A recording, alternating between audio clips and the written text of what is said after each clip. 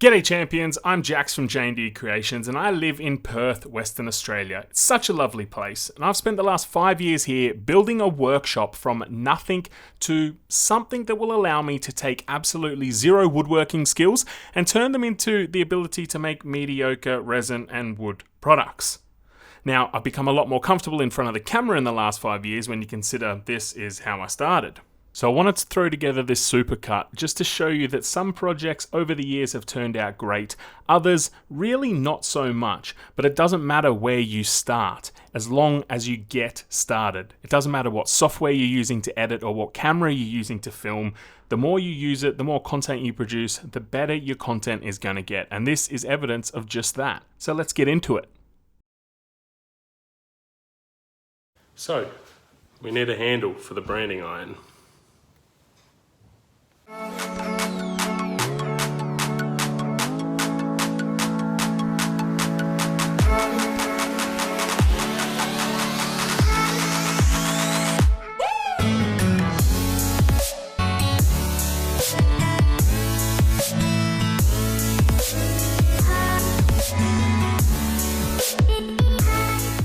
Alright guys, so I've got an old piece here. I tried to make a rolling pin out of it a while ago. It's a bit of jarrah. I've got a bit of blue resin in the middle, but it didn't quite work. There were a few bubbles in that in the resin, so I had to go a bit too shallow, and now it's a bit thin to make a rolling pin. So what I'm going to do, I've got my branding iron here that I need a handle for. So we're going to make a handle out of this one here, I reckon.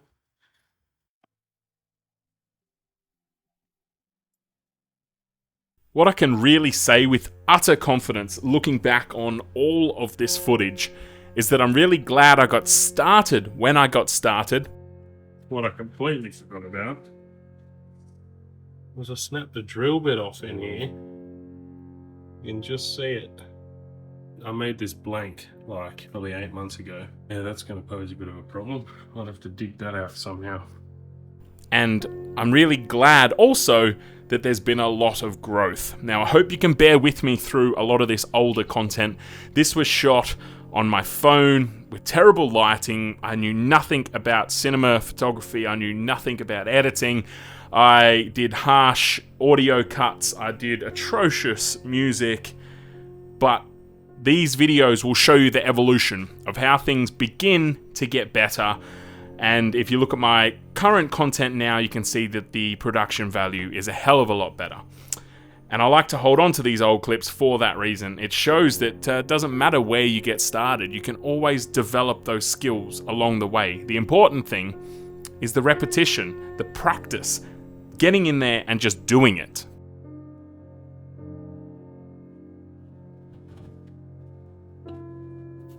It's time for an experiment. Now, any long-time viewers will probably realise that the music overlay in this supercut is completely different to the music that is in the individual clips of these projects. Finish it off with some shallow wax. Unfortunately, the songs that I used at the time that I produced these videos were royalty-free, but that has since changed. They're now getting flagged, so I decided to delete all of the music out of these clips and just replace it with some almost tranquility from YouTube that is YouTube approved. So it's not the original audio from the content, but I hope that's alright. It should give a bit more of a relaxing vibe anyway. Alright guys, there you have it. The first official project completed in the new workshop. A handle for the branding iron. I think it turned out quite well. The burning on the jarrah came up awesome, and that shallow wax is amazing. If you turn, I'd highly recommend getting your hands on it. A little bit of the resin at the top, which turned out great. I didn't put any finish on the bottom purely for the fact that I've got to heat the branding iron up with the gas torch, so that's all going to get burnt anyway, and I'm hoping it'll end up with a Shinshikiban effect on the bottom, which will seal up the wood anyway. Didn't actually go to plan. Here's the bit that snapped off you saw in the video. There was the resin didn't cure properly, so there was a pretty big crack in it. I could feel on the lathe that it was getting a bit fragile the thinner we got. I'll use that for something else down the line. For now, it'll just go in the scrap pile. Let us know what you think in the comment section below. Make sure you hit that like button and subscribe for our weekly videos moving forward. Thanks guys. Today we're going to turn this into this. Check it out. G'day everyone, so I picked up a couple of these a fair while ago now, probably 6 months ago. Now I'm told that this is plum wood from a plum tree, so it's not a bad looking wood. Check it out there. Nice and dry and ready to go, so come over to the lathe and we'll get cracking. We're going to make 2 captive ring goblets out of these today. Let me know in the comment section below if you think that it's a different type of wood. I'm still trying to learn all the different types that there are out there because there's an endless amount, and I'm just going off what I'm told. So if you don't think this is plum wood, let me know in the comment section below.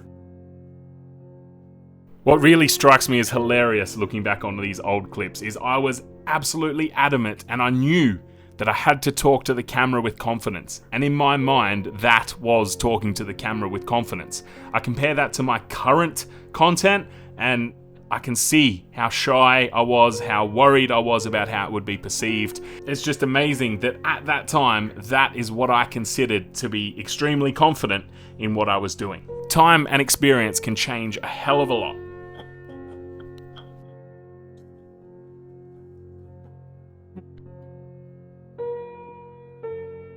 Joys of moving house, so I can't find the key for my Jacob's chuck, so in the interest of pressing on, I'm just going to have to use a drill bit that's in there and pass on the Forstner bit for this one. It is what it is.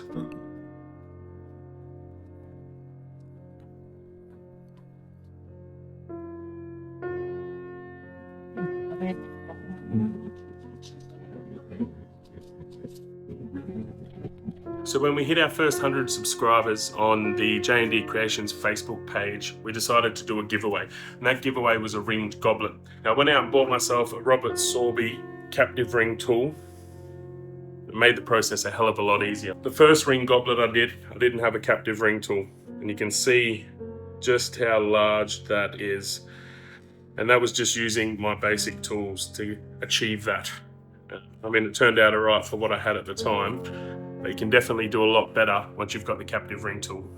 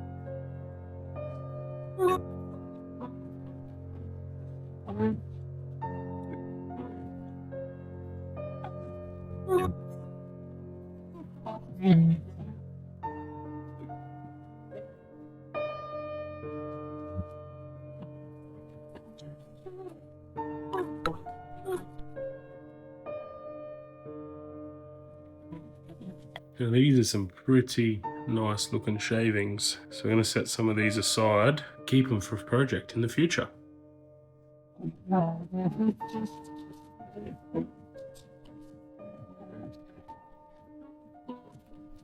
Unfortunately, things didn't go to plan. Whilst I was sanding the second goblet, we lost the ring on it, the captive ring, and then the bottom split. So what I'm going to try and do is mock up a little mold and set this in resin so that in a few days time I can re-hit it on the lathe, and hopefully we can form the rest of the base there out of resin.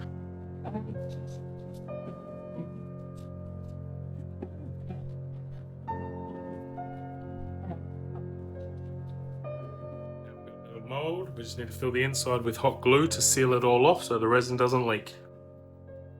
Let's say it's dry.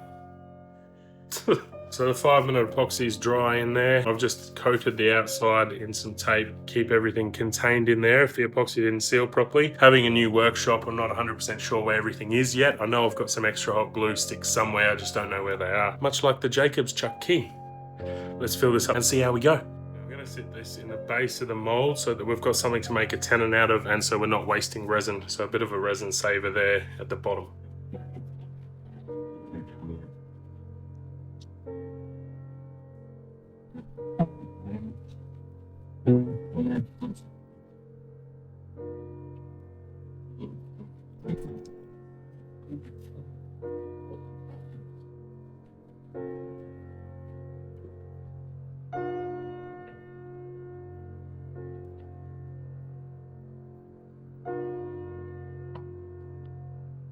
Check that out.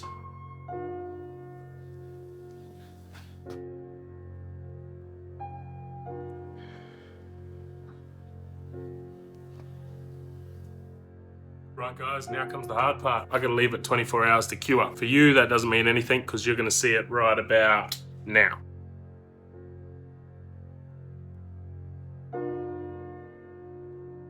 Even just 2 episodes in, it's quite interesting to actually watch these back, and I can directly see who my influences were at this time, just with the style of these videos. What a mess.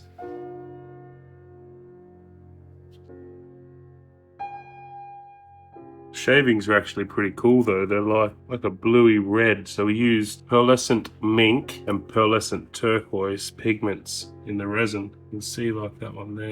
You've got the blue and the red there. Quite cool, but they are everywhere. Now I've got our tenon formed there. So I'm gonna take the center out, chuck it in the chuck, chuck it in the chuck. We should be good to start turning something out of this base. And I'm thankful now that my style has developed into my own. But back in these days, I was watching a lot of content from Nick Zametti, and that's where the influence, I think, of the music is coming in. And then I was watching a lot more in-depth wood-turning sort of tutorials. And I think that's why there's so much, just about every step that I took is included in these older videos. I've put all the footage that I filmed in, whereas now I don't tend to do that.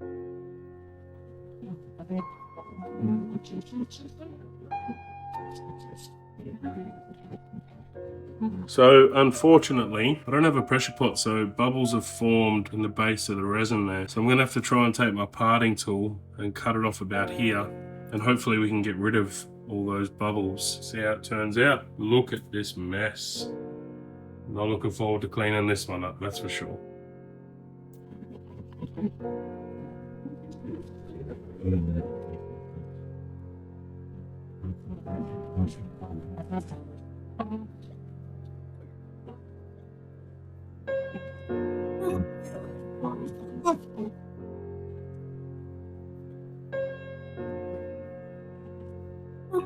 All right, check it out. Look at that. Just time for a brand on the bottom now. You can see under there the original base where it's snapped. That's come up really well considering. I forgot to press record on the camera when I was parting this off the lathe, and it actually did fly off. There was a layer of resin between the resin saver and the actual base, so as soon as the tool hit that, just let go. So unfortunately, we did get a couple of little marks from it flying off, but all in all, for a first time experiment like that, I've never done resin with a goblet before. I think it turned out quite well. Now for the brand.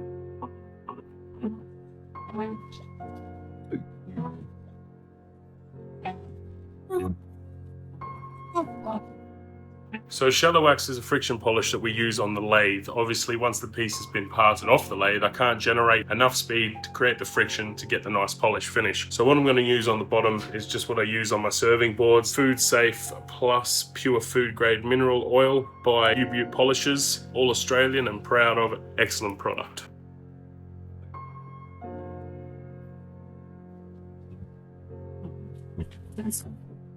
There we have it, guys. The set complete. We've got this one here. It looks almost a bit like Galaxy, so we might refer to this one as the Galaxy Cup, I think. And then we've got Captive Ring Goblet with a Halo Cup. G'day everyone. So here we've got a she oak blank. We're going to turn this into a bit of a bowl, and then we're going to attempt to put a milliput inlay around the rim of the bowl. Haven't played with milliput before. I've got my hands on some. Super excited to give it a crack. So let's head over to the lathe, see how it goes. Now, if you've got eager eyes just like I do, you may notice that my face starts to have a lot of redness on it in the next few videos, and I think it starts in this video. I didn't realize that I was highly allergic to resin in the liquid form, and it took me quite a number of months wondering why I had these rashes all over my face, and it ended up being from dealing with the resin in liquid form in a hot environment, because I would sweat and I would wipe my forehead while I still had gloves on, and obviously those gloves I'd been wearing while I was mixing up resin. So I spent a good portion of the first 12 months on my YouTube channel with a very red and sore forehead and face, because my skin was not a fan of the liquid form of resin. Once it was cured, I had absolutely no issues while turning it on the lathe or anything like that. It was only when it was in liquid form that I had a reaction to it. That way. As you can see, we've got some shallow wax finish on there. It's come up quite nicely. We've got our mortise here, so we're going to turn this around, take the faceplate off, put the chuck in here in expansion mode to hold onto it. We're going to hollow out the bowl, and then we're going to make a recess along the edge here to experiment with some milliput. No idea how it's going to go. That's why it's an experiment. Let's do this.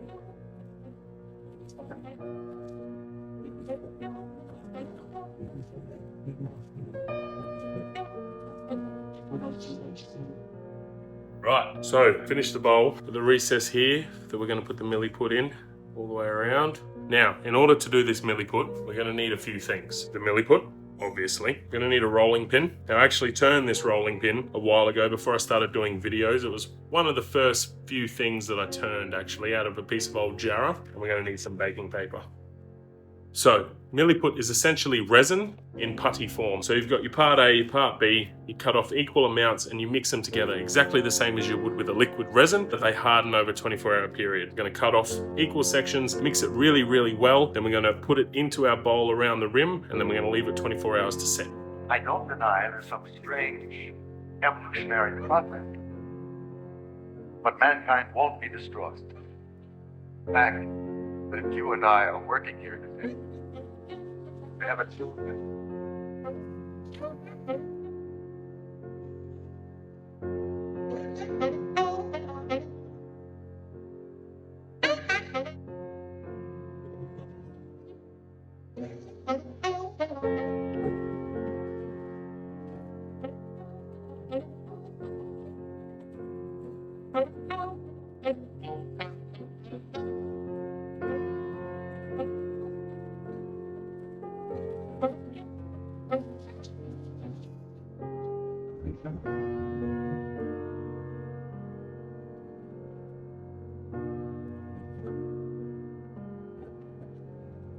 I've done the milliput marble inlay with black and white. Now, I don't know if you'll be able to see, but we've left it proud there so that we can turn it on the lathe and hopefully come up with a beautiful finish. Now, I've got to wait 24 hours for this to cure, but again, for you, it doesn't mean anything because you're going to see this right about now.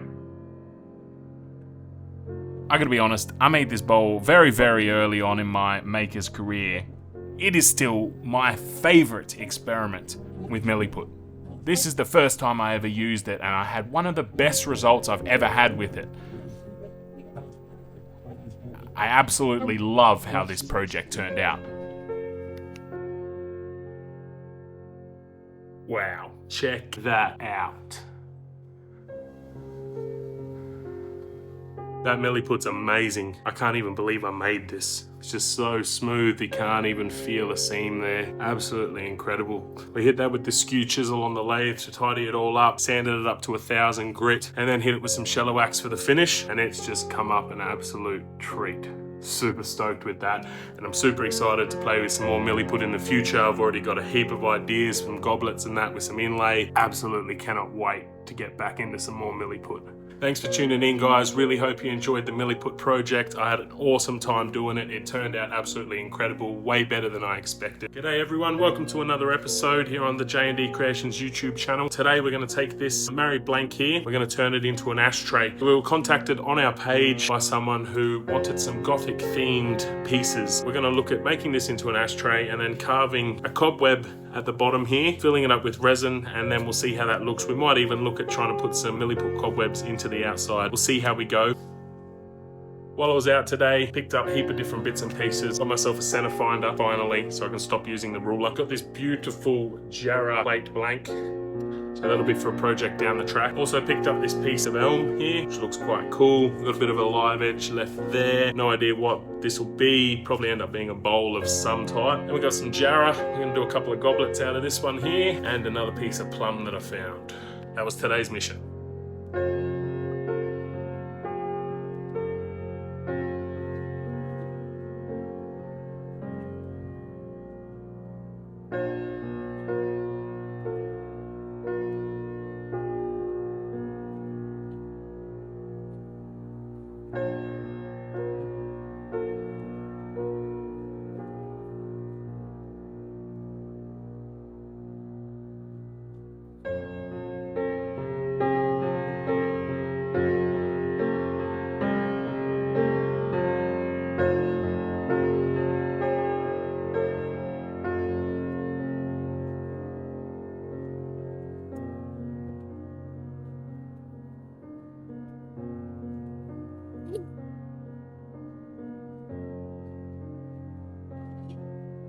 So we've taken it off the lathe now. As you can see, we've got the brand there. Stupid me, forgot to press record on the camera when I was doing that, so we missed that bit. Bit of a design in there. I haven't ever really tried out designs on the bottom of my pieces, so I would give that one a crack. Finish that off with 3 coats of shallow wax. It's not 100% smooth yet, but we will be going over all of that again once we incorporate the spiderweb design. Off camera, I switched to the faceplate on the front just to make the mortise. So we've taken the faceplate off, and now we're going to chuck it back on the lathe. See how we go. Still haven't found the key to my Jacob's chuck yet. To be honest, I haven't even looked for it, but I will get there. So what we're going to do is we've just marked out a depth there, as you saw, with a bit of tape so that we can drill into the center. It gives me a bit of a reference while I'm hollowing so that I don't go too deep and bust through the other side. Totally ruin the piece if that happens. So this is just a bit of a guide.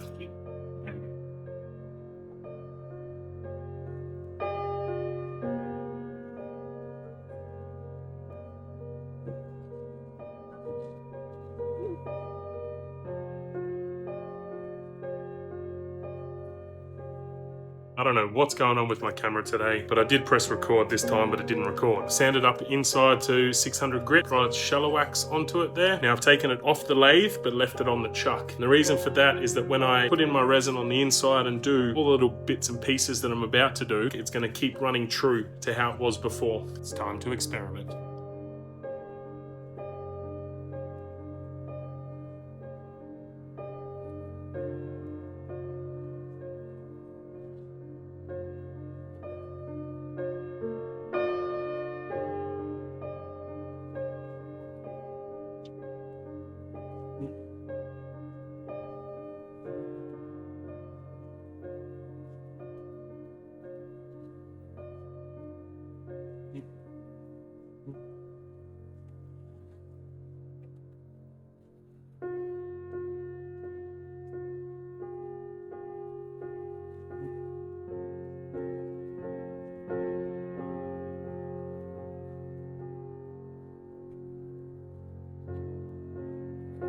The plan has changed again. Originally, I was going to carve out the inside here and fill it with liquid resin. After I've done the design, as you can see, some of the edges sort of go up the lips, which obviously if I fill that with liquid resin, I'm going to have to fill it quite thick in order to fill those grooves. So I'm going to use Milliput for this project, I think. Now, let's try and carve something on the outside.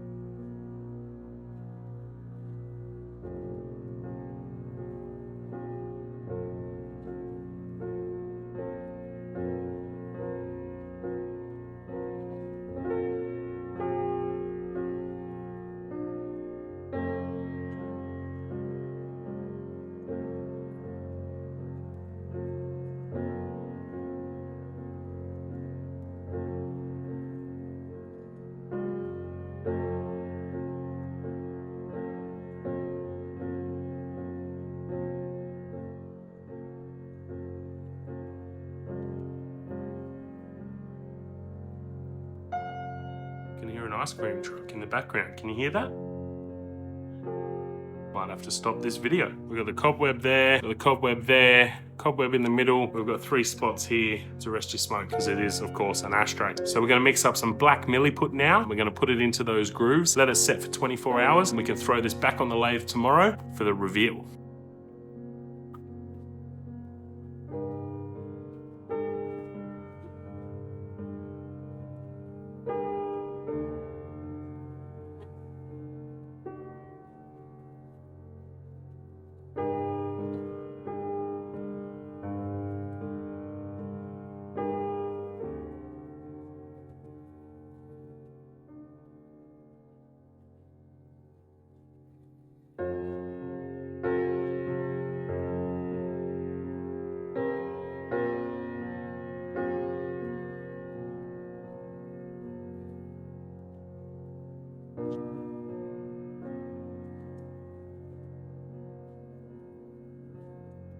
Got the milliput set in the cobwebs there, and in there. Now, I'm super impatient, so I hate this part of a creation the most. I gotta wait 24 hours for this to cure so that I can put it back on the lathe. But for you, once again, that doesn't mean anything because you're gonna see this right about now.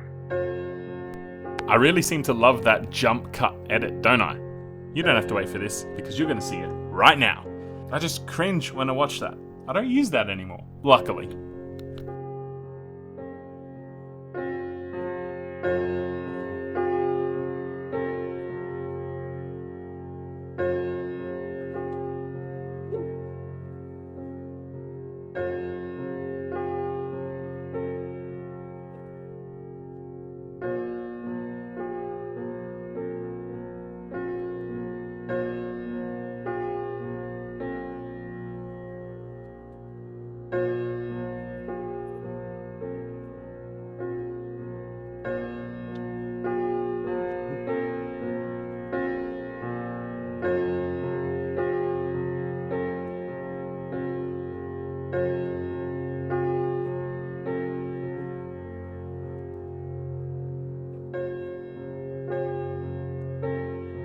There we have it, first one of the Gothic series done. An ashtray with some milliput cobwebs around the outside and the inside there. So this was a married blank to begin with, polished it all up with some shallow wax once we were done, put a little bit of searing on the inside and around the edges, and I think it came up beautifully. G'day everyone, thanks for tuning in again. This is today's plan. Now, if you recall a few videos back, I said that we were going to be attempting to do a few different Gothic themed projects. This is our next one. So we're going to attempt to make a goblet, and we're going to thicken some resin and run it around the rim in a nice deep red color so that it looks like blood dripping down from the edge of the goblet. We also might attempt to stain the goblet. Not sure how that's going to turn out. This whole project's going to be a complete experiment, and it's going to depend how it looks at the time as to whether I go with staining or not. I follow a few different guys on YouTube who are awesome woodworkers. Nick Zamatti, Jim Overton, Mike Walt. Jim Overton was the one where this idea came from. I saw him do a very similar thing with glow-in-the-dark resin, and I thought I might give that a go with the blood red resin and make it into the Gothic theme. Let's give it a crack and see how we go.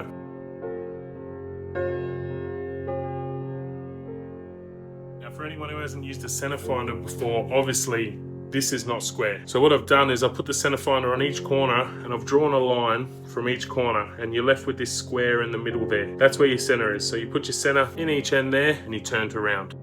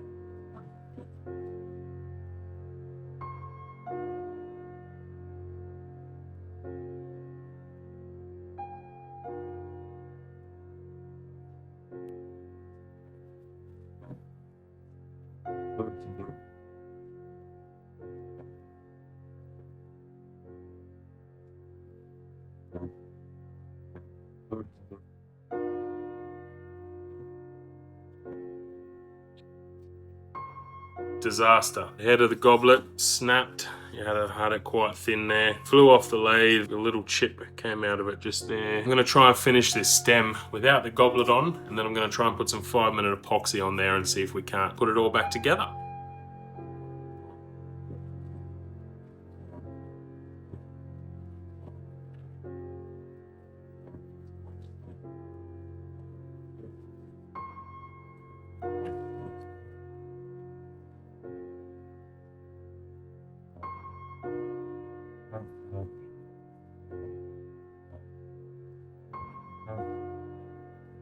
So this project's gone so terribly wrong so far anyway that I'm definitely going to give it a crack with the stain and see what happens. Now I'm just going to be using the ink pigment that I put in my resin because that's all I've got. But we'll give it a crack and we'll see how it goes.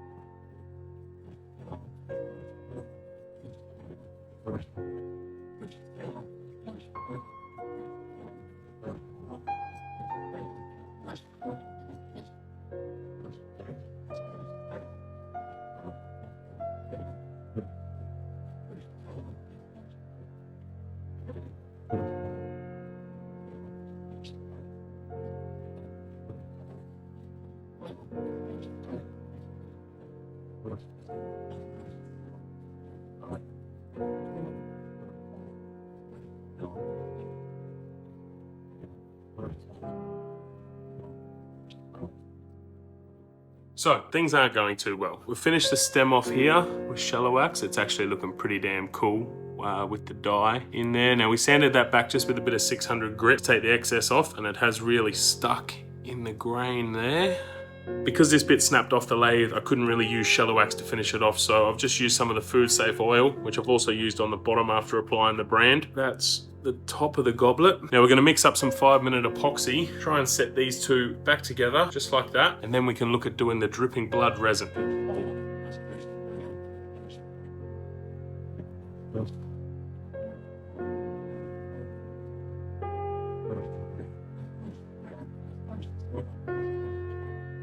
We're just going to leave that to set now. We're using the offcut of a piece of salmon gum, which is actually the offcut of our last video. If you haven't seen that, check that out. We made an essential oils holder. So we're using the offcut to weigh it down, hopefully hold that epoxy together. Now we're going to give it 5 to 10 minutes, probably a little bit more, just to make sure it's set, and then we'll start mixing up some more resin. In order to achieve the consistency in the resin that I'm going for, I need a powder pigment, not a liquid pigment. And as it turns out, don't have a powder pigment red. At first I was going to use my powder pigment super russet, which I used for a plate. There's a video for that on the Facebook page. That was before the YouTube channel started, but I've only got a sample jar of super russet, so I don't have enough powder there to make the resin thick. So we're going to add pearlescent mink to the mix as well as super russet and hope that we get a nice color.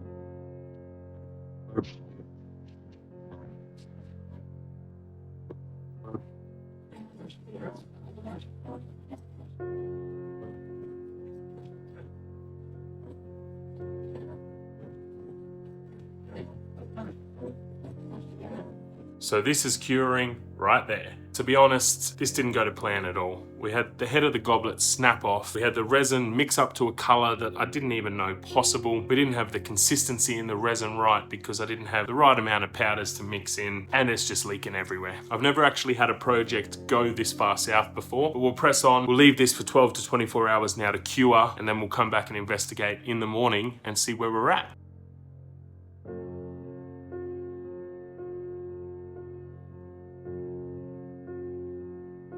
Here's the end result. Check that out.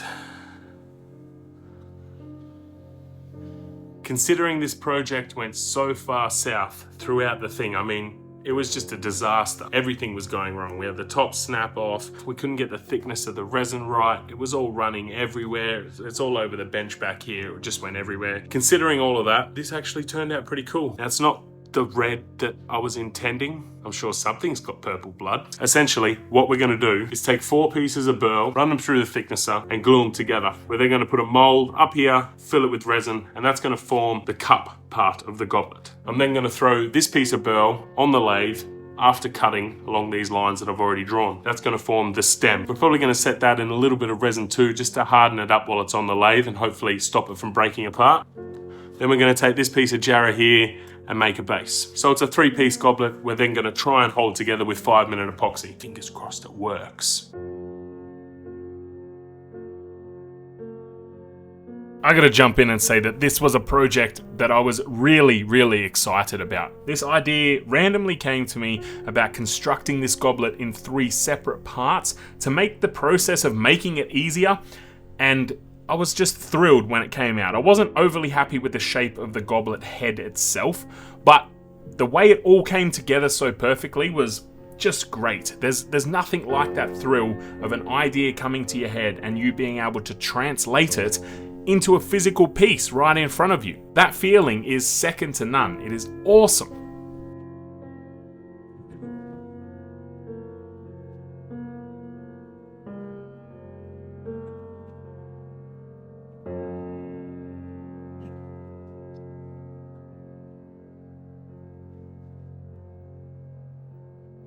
So I've just made up rather dodgy molds just out of the plastic that I use for the Australia Day project board. Now, because I had mold release all over these, the hot glue would not stick to the plastic, so we've just coated the outside in tape, and we're gonna hope for the best.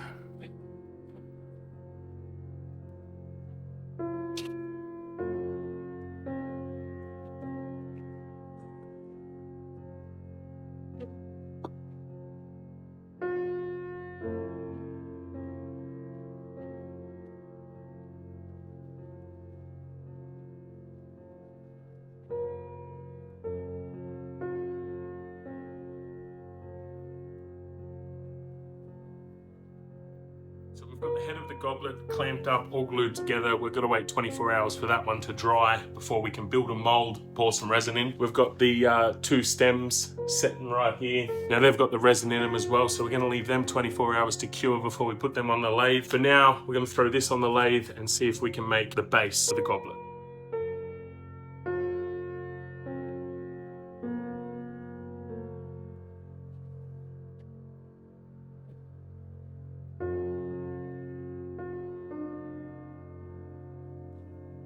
My little underpowered 1 horsepower dust extractor doing absolutely nothing. I can't believe I wasted money on this thing. It was so underpowered for what I was hoping it would do for me.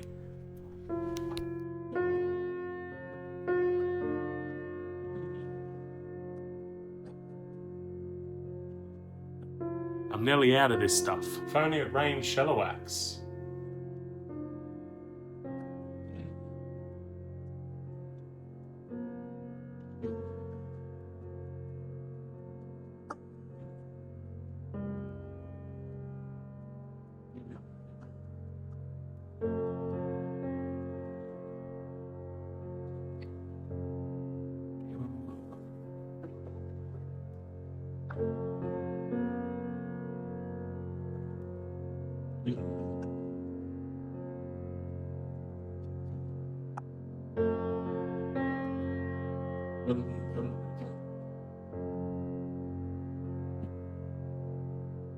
Right, so we've got our base, we've got our stem,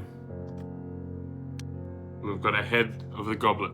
There's only one of these for the time being. We're going to see how it goes before we make another one up. Let's get to work.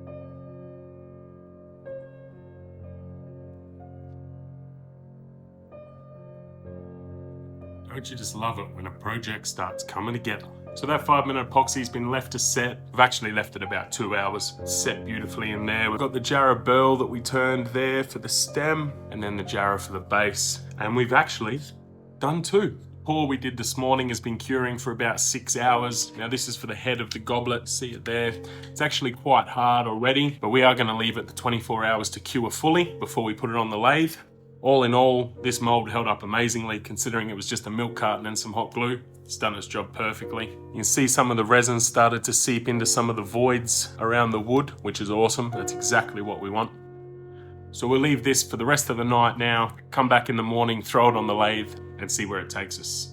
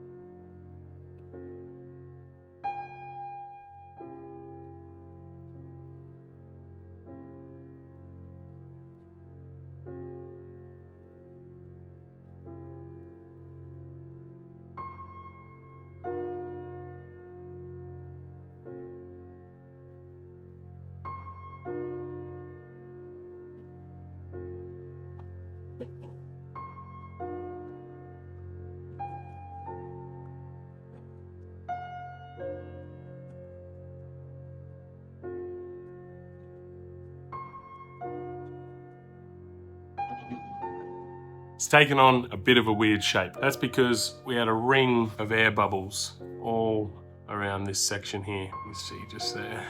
So I tried to go a bit thinner to get rid of them. They were too deep. Unfortunately, I don't have a pressure pot in the workshop to combat this issue. If anyone wants to donate one to the cause, get in touch. So this is what we're ended up with. We need to mount this on. What I'm thinking about doing is drilling a hole in the bottom of the goblet head so that the stem can insert straight in there and we'll have a nice secure hold. Bubbles aside, I must say, this did turn out pretty cool.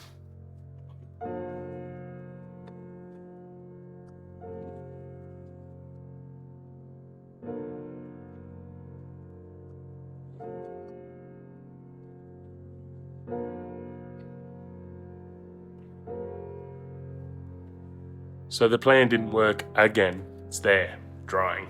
We tried to fill up the holes with some resin, put some tape on the inside, but because of the shallow wax finish, tape didn't stick, the resin leaked out. So the only solution was to get a bit of paper towel, rub the whole goblet down to give it a resin finish. So we're just waiting for that to cure over there, and then we can get back to it. So I just thought I'd pour the second goblet head off camera, be as smooth as the first one. Boy, was I wrong. This has been an absolute disaster. The definition of the word disaster. Come and check it out.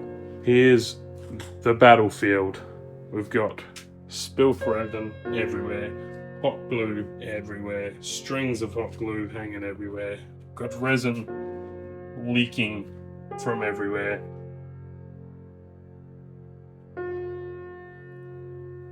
I did tip all of the resin out and try and re-glue the mold. Absolutely did not work. The resin's getting far too hot, started setting, getting all claggy, and I barely got it back in the mold in time. So we're just gonna have to leave it as it is, messy as all hell, and hope that when it dries, we can get this mold off. Let's unpack this mess.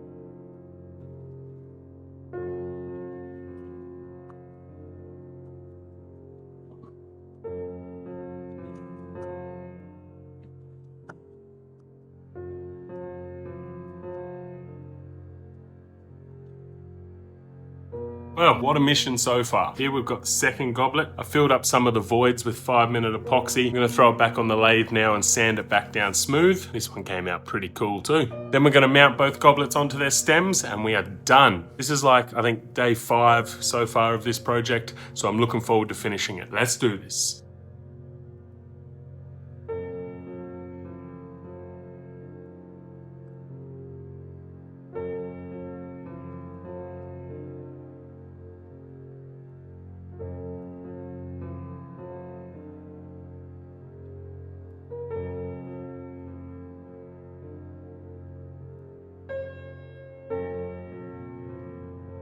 Check it out!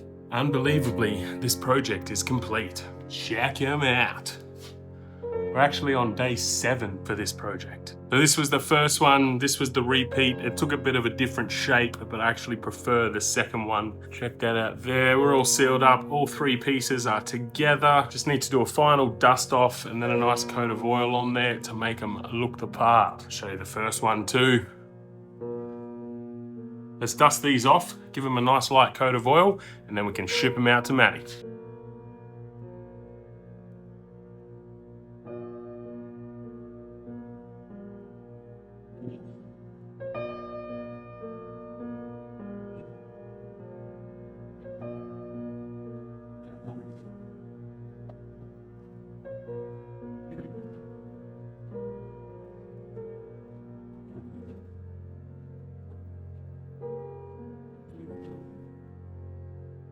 How's everyone doing? Today we've got a Nixamati inspired piece. We're going to take this jar of blank, we're going to throw it on the lathe, and we're going to turn a plate out of this. We're then going to incorporate these with a bit of resin. Check them out.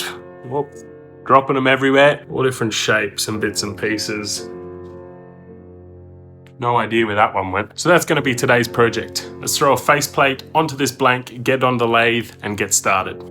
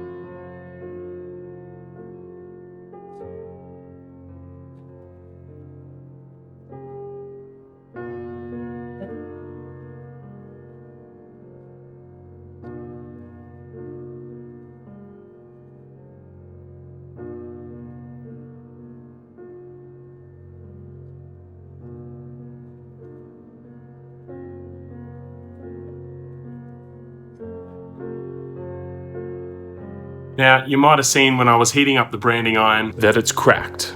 This happened this morning while I was working on another project, heated it up, and the split is all the way through. So I've contacted the seller and I'm going to try and get another one of these. Amazingly, the handle held up fantastically. We made this in video 2. If you haven't seen it, go back and check it out. This was the first project in the new J&D workshop. We got the Shishigiban effect on the bottom, which has sealed off the wood, and it just works perfectly. It's amazing. So hopefully we can get a new branding iron soon.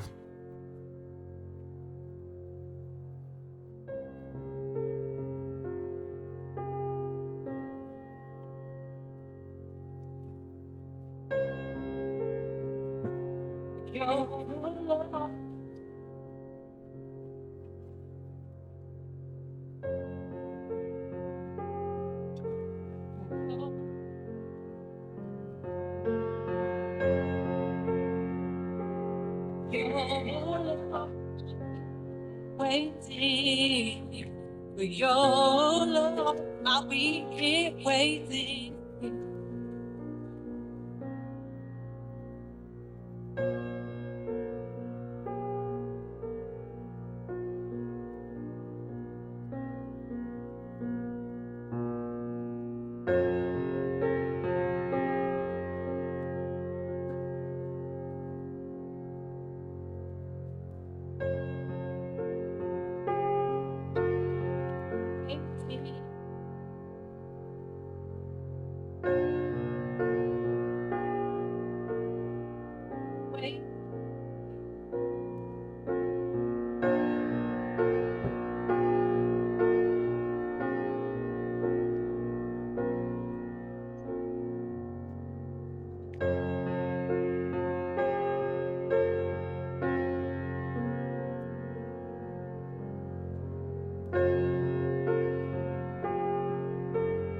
So this piece of jarrah has an extraordinary amount of bug holes. Like, I'm talking, I've never come across this many bug holes ever in a piece before. So because I'm going to be pouring resin around the rim here, I'm going to try and seal up these bug holes with a bit of super glue. Not really sure how that's going to work, but I'm going to give it a crack. As you can see, all the cogs have been super glued in there now. We're just going to pour a layer of resin once I try and seal all these bug holes up.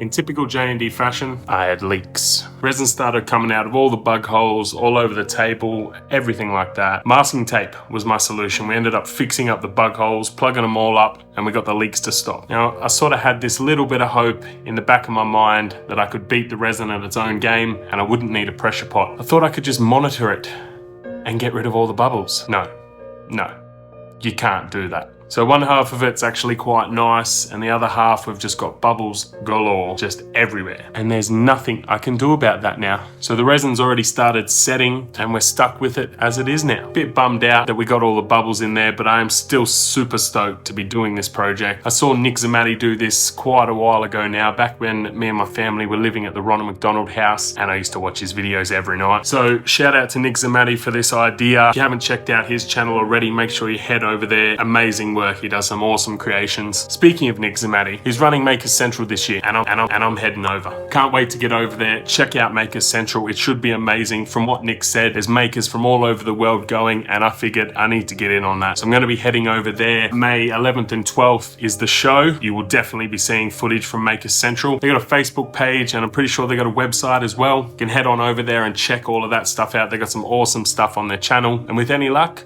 I'll get to meet a few of the legends who inspire me to do these videos. So, fingers crossed. Now, as you all know, this is my least favorite part of a creation. I'm impatient as all hell, and I hate having to wait 24 hours for resin to cure, but I love working with resin, so it's part of the deal. We're gonna leave this 24 hours to cure now, come back tomorrow, throw it back on the lathe, and with any luck, we can salvage this, polish it up, and end up with something awesome. You don't have to wait 24 hours though, because you're gonna see it right now. Righty, all set and ready to go.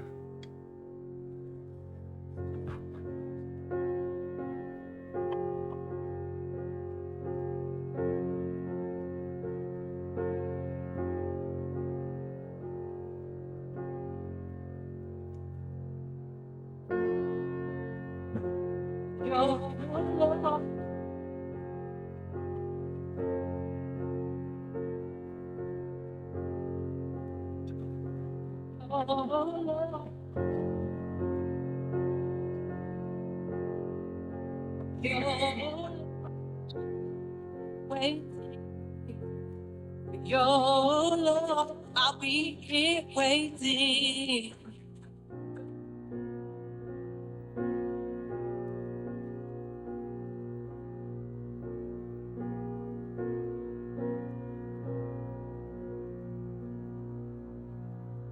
And there you have it, the Steampunk Cog Bowl.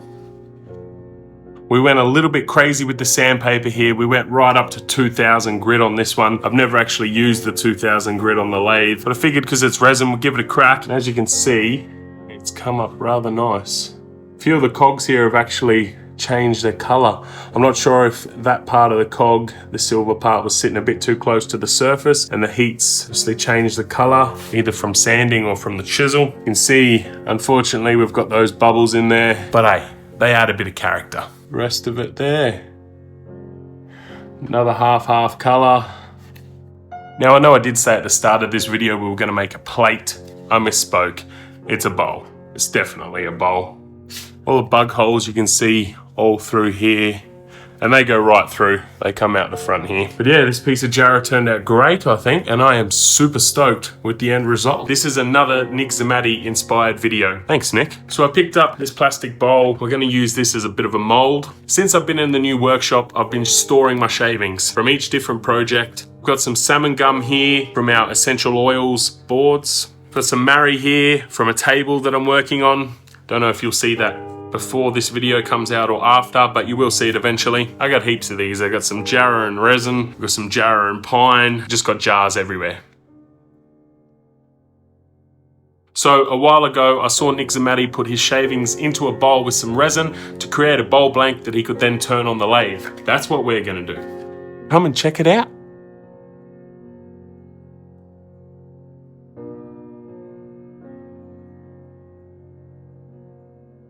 Now I don't want to put a whole heap of resin in this that I'm just going to have to cut out later. So we're going to make a bit of a resin saver out of this piece of pine here, stick it in the middle so that we're just wasting pine and we're not cutting away resin.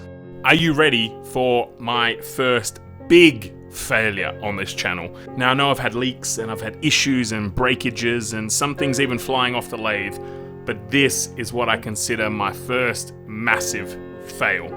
But I thought it was important that this video still came out, and this has been released as its own video, and I wanted to include it in here because I make a point on this channel of ensuring that mistakes are shown, they're announced, everyone knows they are there, they happen to us all. So prepare to be amazed by how badly this goes.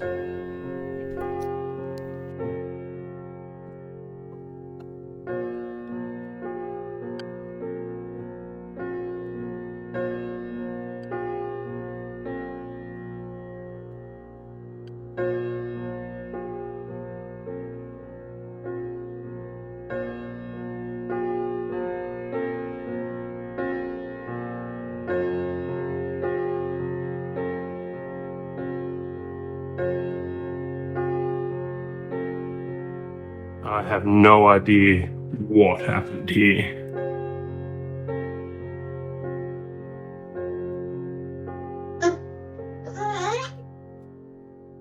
I don't know what the hell happened there. My only assumption is that it got way too hot and everything just expanded. I was inside, so I didn't even know it was happening, and it just went everywhere. Unfortunately, the resin's already started setting, so I can't even save my workbench from this one. We're just gonna have to leave it now and hope that we can do something with this tomorrow.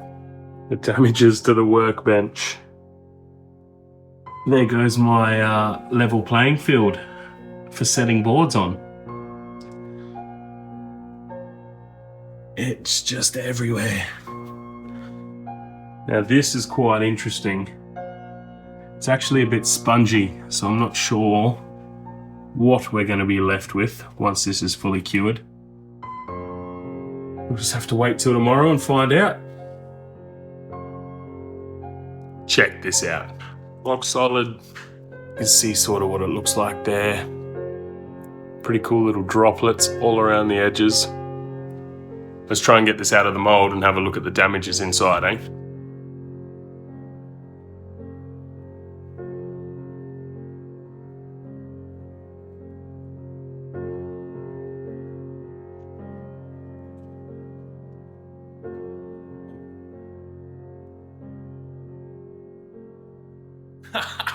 Check that out. So that came out of that mold fairly easily, considering I didn't use any mold release or oil or anything of the kind. I just poured the resin straight in. What a mess. So I can't actually see any of the white in here that I put in, but you can definitely see the blue and the red contrast there. Let's put a faceplate on this, get it on the lathe, and see what happens.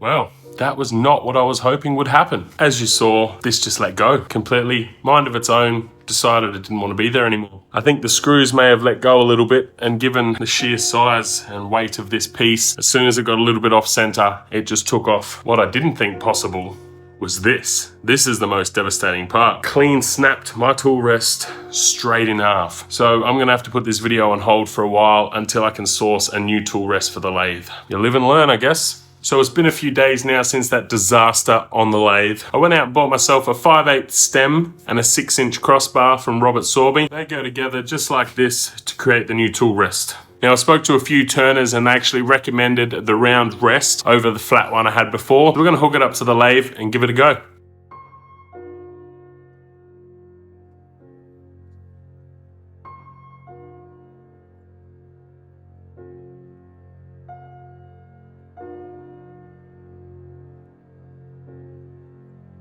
So we've slowed the lathe right down now. We've also included 8 screws into the faceplate, which is something I don't usually do, but considering what happened last time, I'm doing it now.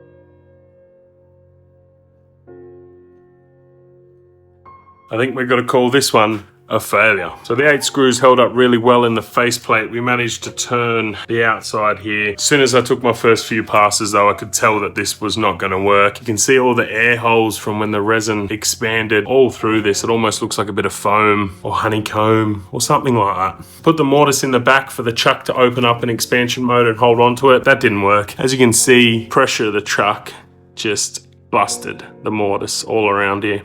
No more lathe for this one. That's not to say it's over though. I think I'm gonna try this on the drill press and see what we can get out of that.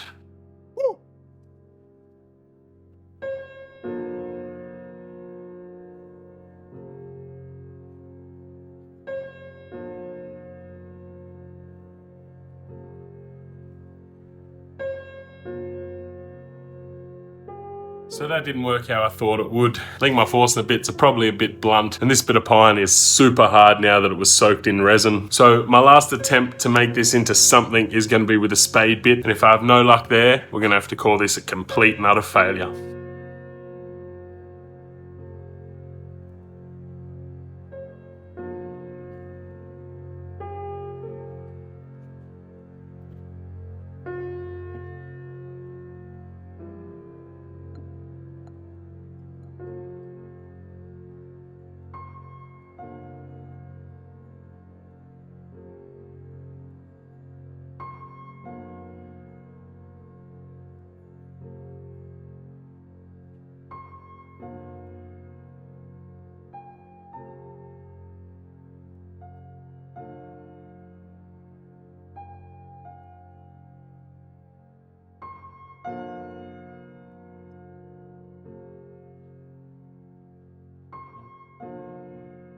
Alright guys, there's only one thing I can think to do with this now, and that's send it off to the garden as a pot plant. I'm hoping all the air holes all through the resin will act as a good drainage system, otherwise it's just going in the bin. So we managed to hollow it out a little bit in there with the drill and some chisels. Be enough in there to put a bit of soil and a plant. I know this video's been a fail guys, but I would still love for you to subscribe to the channel. All you have to do is head on over to our page, J&D Creations, hit that subscribe button, and then ring the bell at the top of the page if you want notifications about all our future videos. I promise they aren't all fails. It's the beginning of the Easter weekend, and like every other Friday, we've got another project for you. This one's going to entail some more intricate details than what we've normally done, but it should be a lot of fun. We're using an array of different woods for this piece. There's going to be a lot of different turning. We've even incorporated some resin. So without further ado, let's get to it.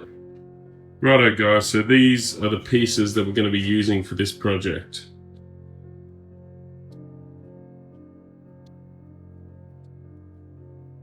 Piece of jarrah burl here that we're going to use as the base. 2 pieces of pine here that we're going to use as a stem to hold the eggs. Beautiful offcut of jam wood.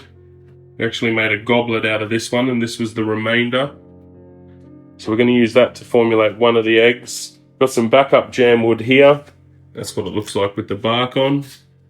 Piece of plum as another backup just in case. And then we've got this burl here. I'm not quite sure what this is. If you know what it is, make sure you comment down below for me. So we're going to cut this up, combine it with a bit of resin, and use this for the second egg. And if you can hear any noises in the background, I've got my little shop hand helping me out today. He's gathering wood that he thinks we should use for the projects.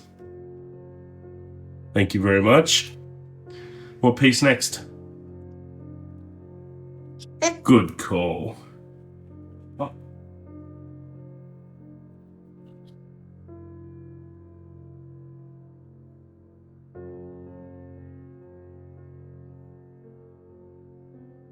Now, as time went on, I did start to realise that a lot of the failings that I was having with the resin wasn't necessarily because I didn't have a pressure pot, but it was because I was pouring the resin that I had far too deep for what it was meant to be used for. I had a bit of a general purpose resin here that I was using, and as you can see, I'm pouring it much deeper than what's considered general purpose. So this contributes to the fact that I was having a lot of cracking issues and a lot of bubble issues.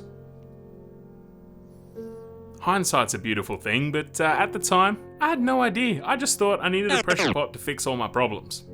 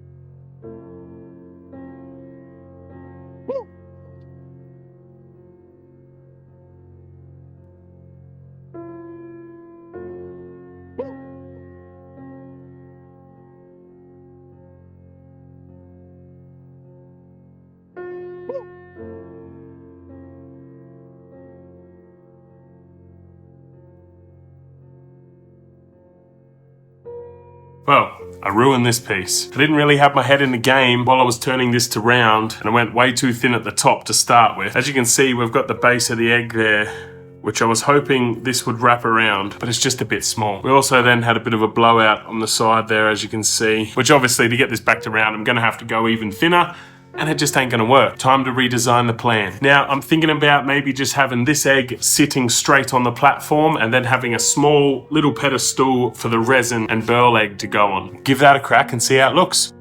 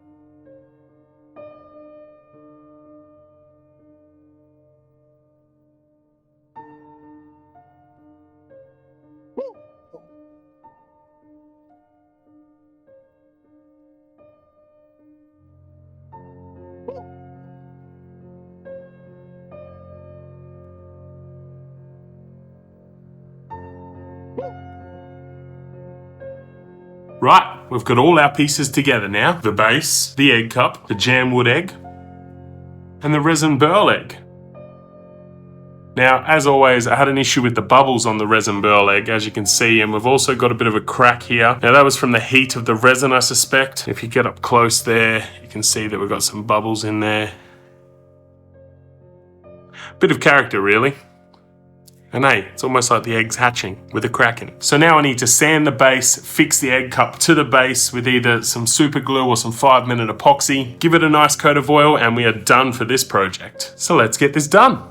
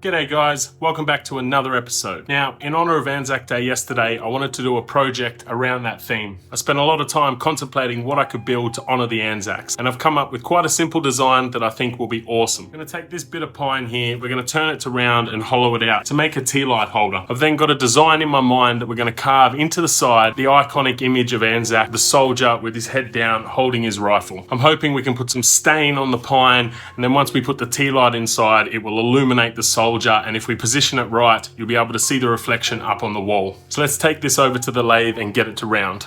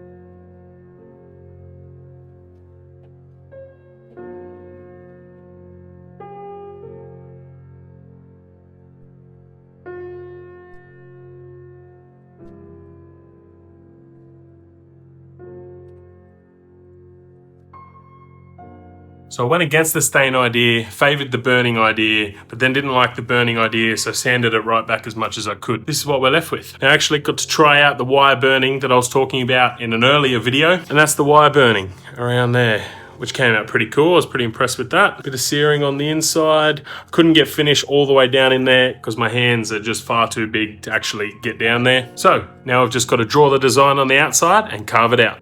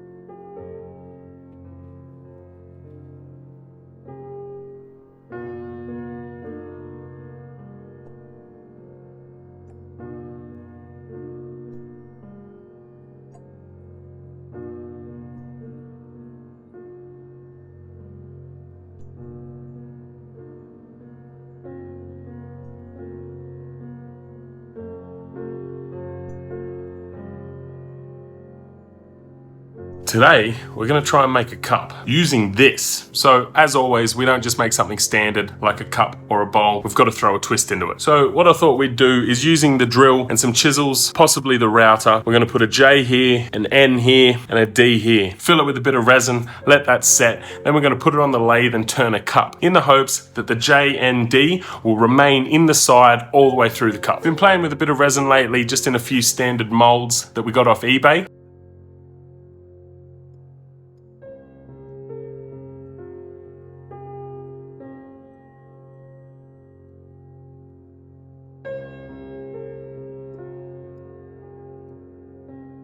There's a few different bits and pieces there, just trying different colors and seeing what will happen basically with the silicone molds. Now let's put some in the wood.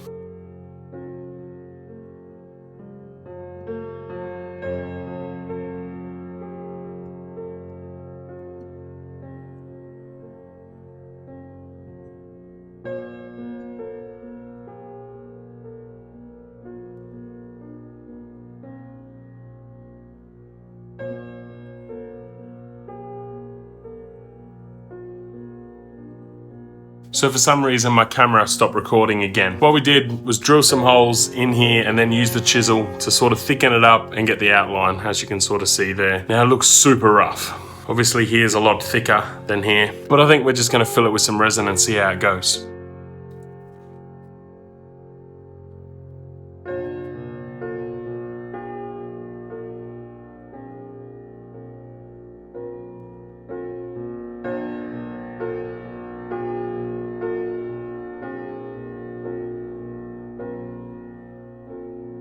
So this project's gonna take some time. We're gonna have to do each side one day at a time just to let the resin set so that we can drill into the next side and not have resin A, mixing colors, and B, leaking everywhere, as we always do. We're gonna leave this 24 hours to cure now and we'll get back to it tomorrow.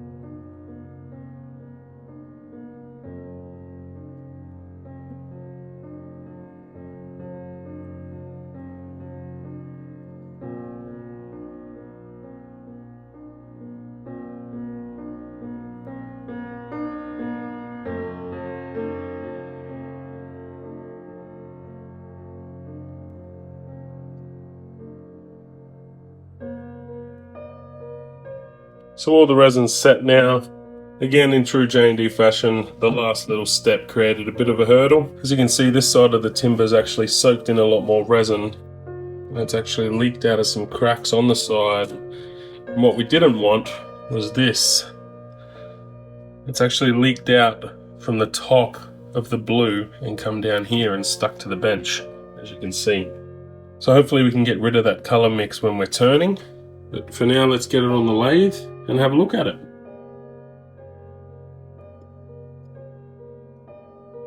It's looking back on projects like these that make me remember I just had this absolute drive to just get into the workshop and try anything back in these days. This is a kind of project now that if I thought of, I don't think I would make a video on something like this because it's just an experiment to sort of see how something goes, and it turned out pretty bad really. But the drive that I had just to create, no matter what it was, back when I first started is something that I really am missing today. There's a lot more focus on producing good quality content now than just experimenting with ideas.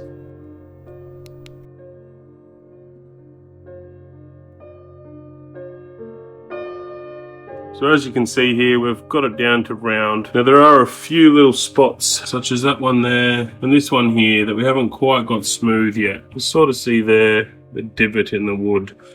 But unfortunately, I didn't account for, as I went round, these letters moving closer together. So the N and the D are actually touching there. So is the N and the J.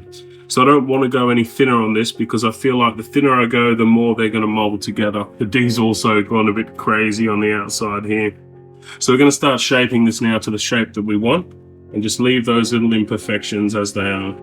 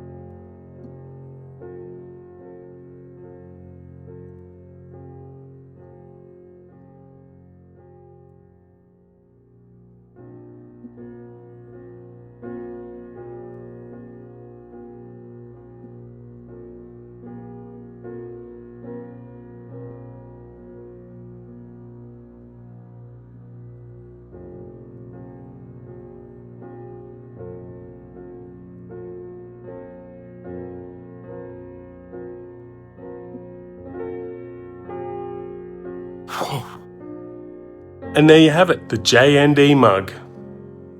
Now the colours came out pretty awesome in this one. We've got the apple green there, the turquoise there, and the red russet there. They got a little bit closer together than I intended. As you can see, they're all touching now. I didn't take into consideration that scenario when I was drilling out the letters, but that's all right. The colours match up quite nicely. The hollowing didn't go all too well on this one. My hollowing skills just aren't up to par at the moment. Jarrah's quite a hard wood as well, so it was pretty difficult. We had a lot of chattering going on and I ended up just pulling short with quite a shallow finish in there. But that's okay because I'm already thinking about repurposing this. So we'll call it the J&D mug for now, but I think in the near future this is going to end up in the garden. Things started to go a bit crazy with the D once we started rounding it down too. It's an experiment, that's what you get. G'day everyone, how y'all doing today? I'll have to read the comments below for your answers. The workshop is an absolute mess at the moment. I've got a range of projects on the go and there's just crap everywhere.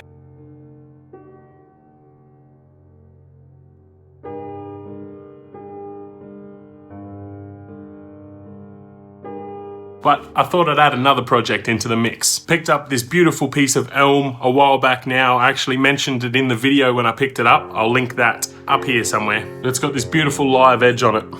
Now I've run a bit of super glue into that live edge to hopefully retain the bark when we turn it. I'm going to try a bit of an experiment with this one. We're going to turn a bowl, hopefully retain the live edge, and then we're going to do a milliput inlay. Not like the ones that we've done before, such as this one. We're going to try and do a bit of a mosaic design. Now this idea was inspired by another one of Jim Overton's videos. If you haven't seen his channel, make sure you head over there and check that out. He does some awesome work, especially with milliput. I'm also thinking I might try a bit of a wire burn on this one. Not sure if that's a technical term or not, but I've seen a few people doing it. So we're gonna see how this looks after we've turned it, if we've got room for the milliput inlay and then perhaps a wire burn as well. Excuse the mess, but let's get to it.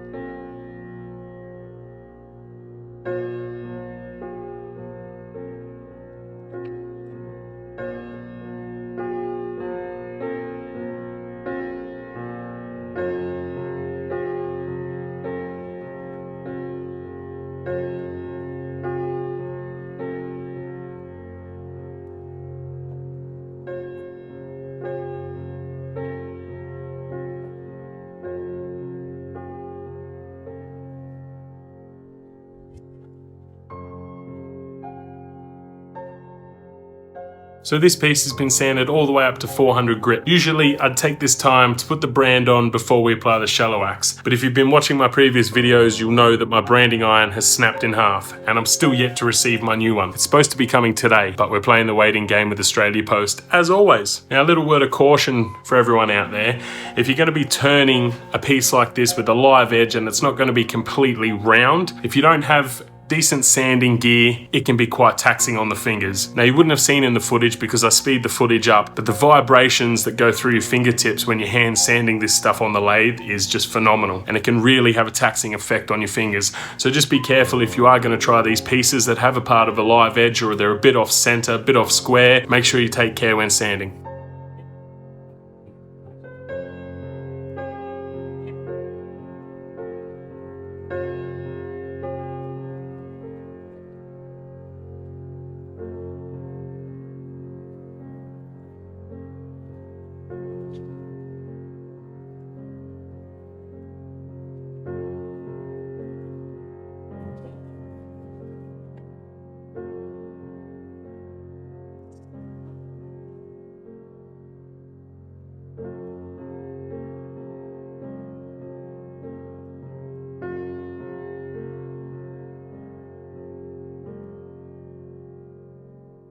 So I decided against the wire burning for this one. I've already lost a lot of the live edge from the mosaic pattern that I'm about to carve, and I don't really want to lose any more by putting other patterns and so forth in there. So we'll try the wire burning with a project down the line.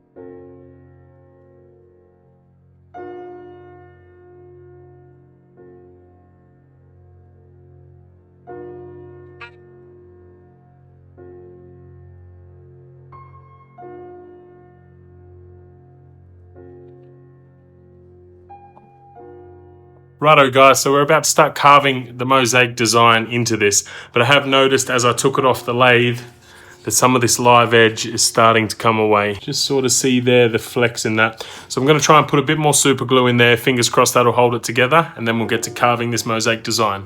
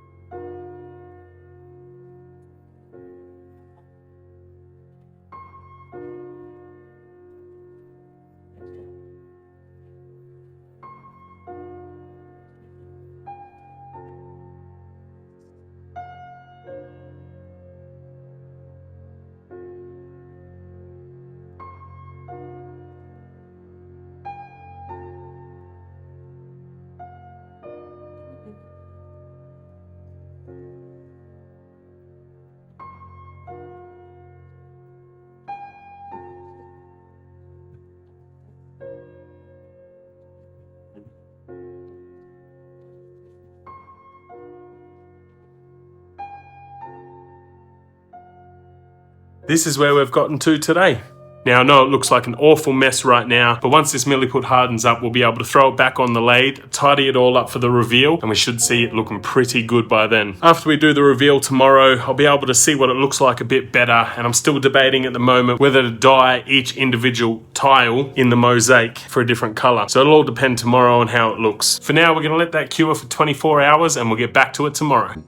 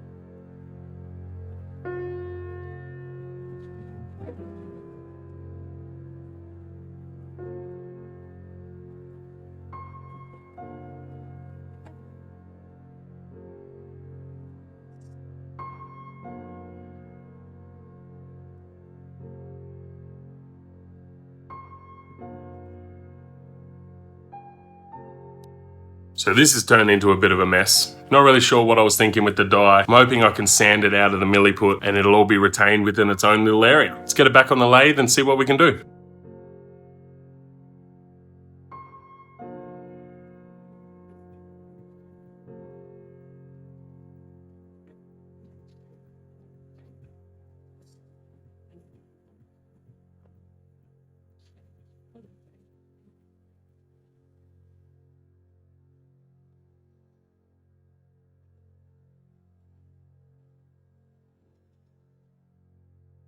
So it didn't quite turn out how I was planning, but you live and learn from these things. We managed to retain the live edge there, which I'm super stoked about. Came up awesome. You even see the live edge starting to come through on the inside here. I don't think I quite bored down deep enough with the Milliput through the middle here. The sides were definitely deep enough, but I'm not too keen on this terracotta color. I think I'm going to stick to black and white mainly in the future. Obviously the die is still a mess, but we cleaned it up a little bit with the sandpaper there, and it's fairly well within its own sort of areas. The Milliput Mosaic Bowl. What do you do when your supermarket gives you all these little toys just for buying your groceries? You put them in resin. So I'm sure you've all seen that Coles have brought out these new fresh stickies, and I think you get one for every 30 bucks you spend when you buy your groceries. Ironically, they're made for kids, but they're that small, they're a choking hazard. Well done, Coles. It's pretty hard to explain what I'm going to do in this video, but my thoughts are making a little breakfast bowl for my son. We're going to take this piece of she oak here, we're going to turn it into a bit of a bowl. We're going to put a groove around on the inside before we hollow it out. We're going to glue these little stickies characters around the edge. We're going to fill it with resin,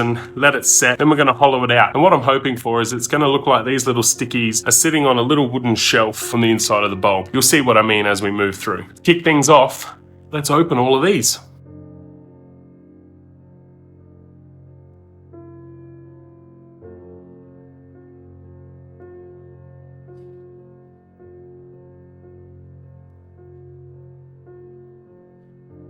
So as you can see, they're basically little vegetables with suction cups on the bottom and faces. So we've got a pumpkin, potato, I think, pineapple, a carrot, and a tomato. These must be the most common because there's like 6 of these. Some grapes and some other stuff. I'm not really sure what it is, but don't know what the hell that is. An avocado, maybe? Who knows? Comment below if you know what these are. Now we've got the stickies open. We're going to take this piece of she oak, get it on the lathe, and start shaping it.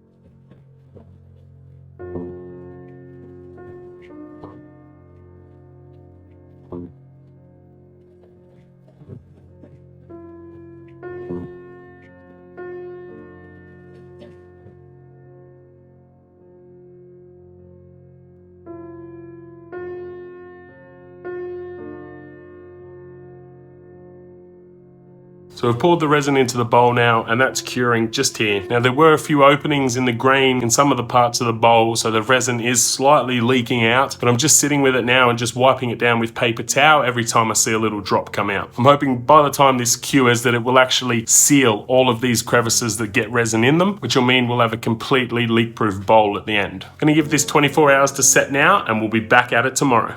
This damn air bubble has just grown, and I can't do anything about it because the resin is solid.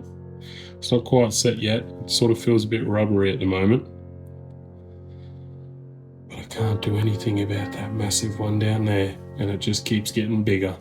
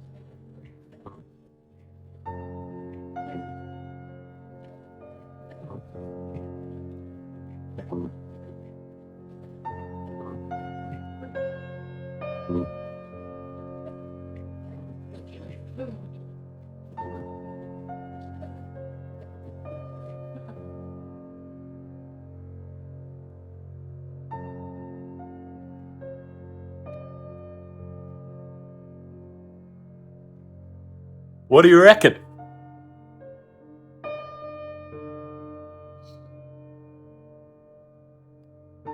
That's probably the best use you're ever going to get out of those coal stickies. After I took this off the lathe, what you guys didn't see is that I actually put it back on and I went through the entire sanding process again, from 120 grit all the way up to 2000 grit. And that was because when I took it off the lathe, I wasn't quite happy with the texture of the resin. There were a few tool marks and that still in the resin, and I just wasn't happy with how clear it was either. So I wanted it to be completely see-through, and I think we've achieved that.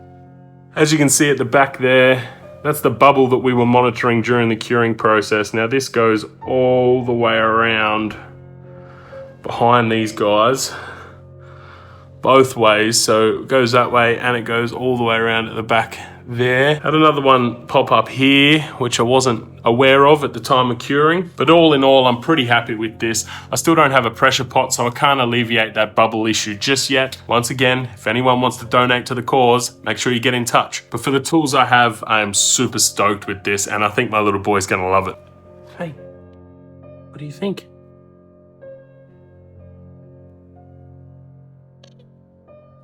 G'day guys, today we're going to use some of the stuff I picked up at Makers Central. To start off with, we're going to use this Acacia blank here. We're going to try out a bit of the new blue Milliput. We're going to mix some white and some black in with that to give it a marbling effect. And then we're going to finish it off with some Yorkshire grit. So, just a quick intro today, let's get to it.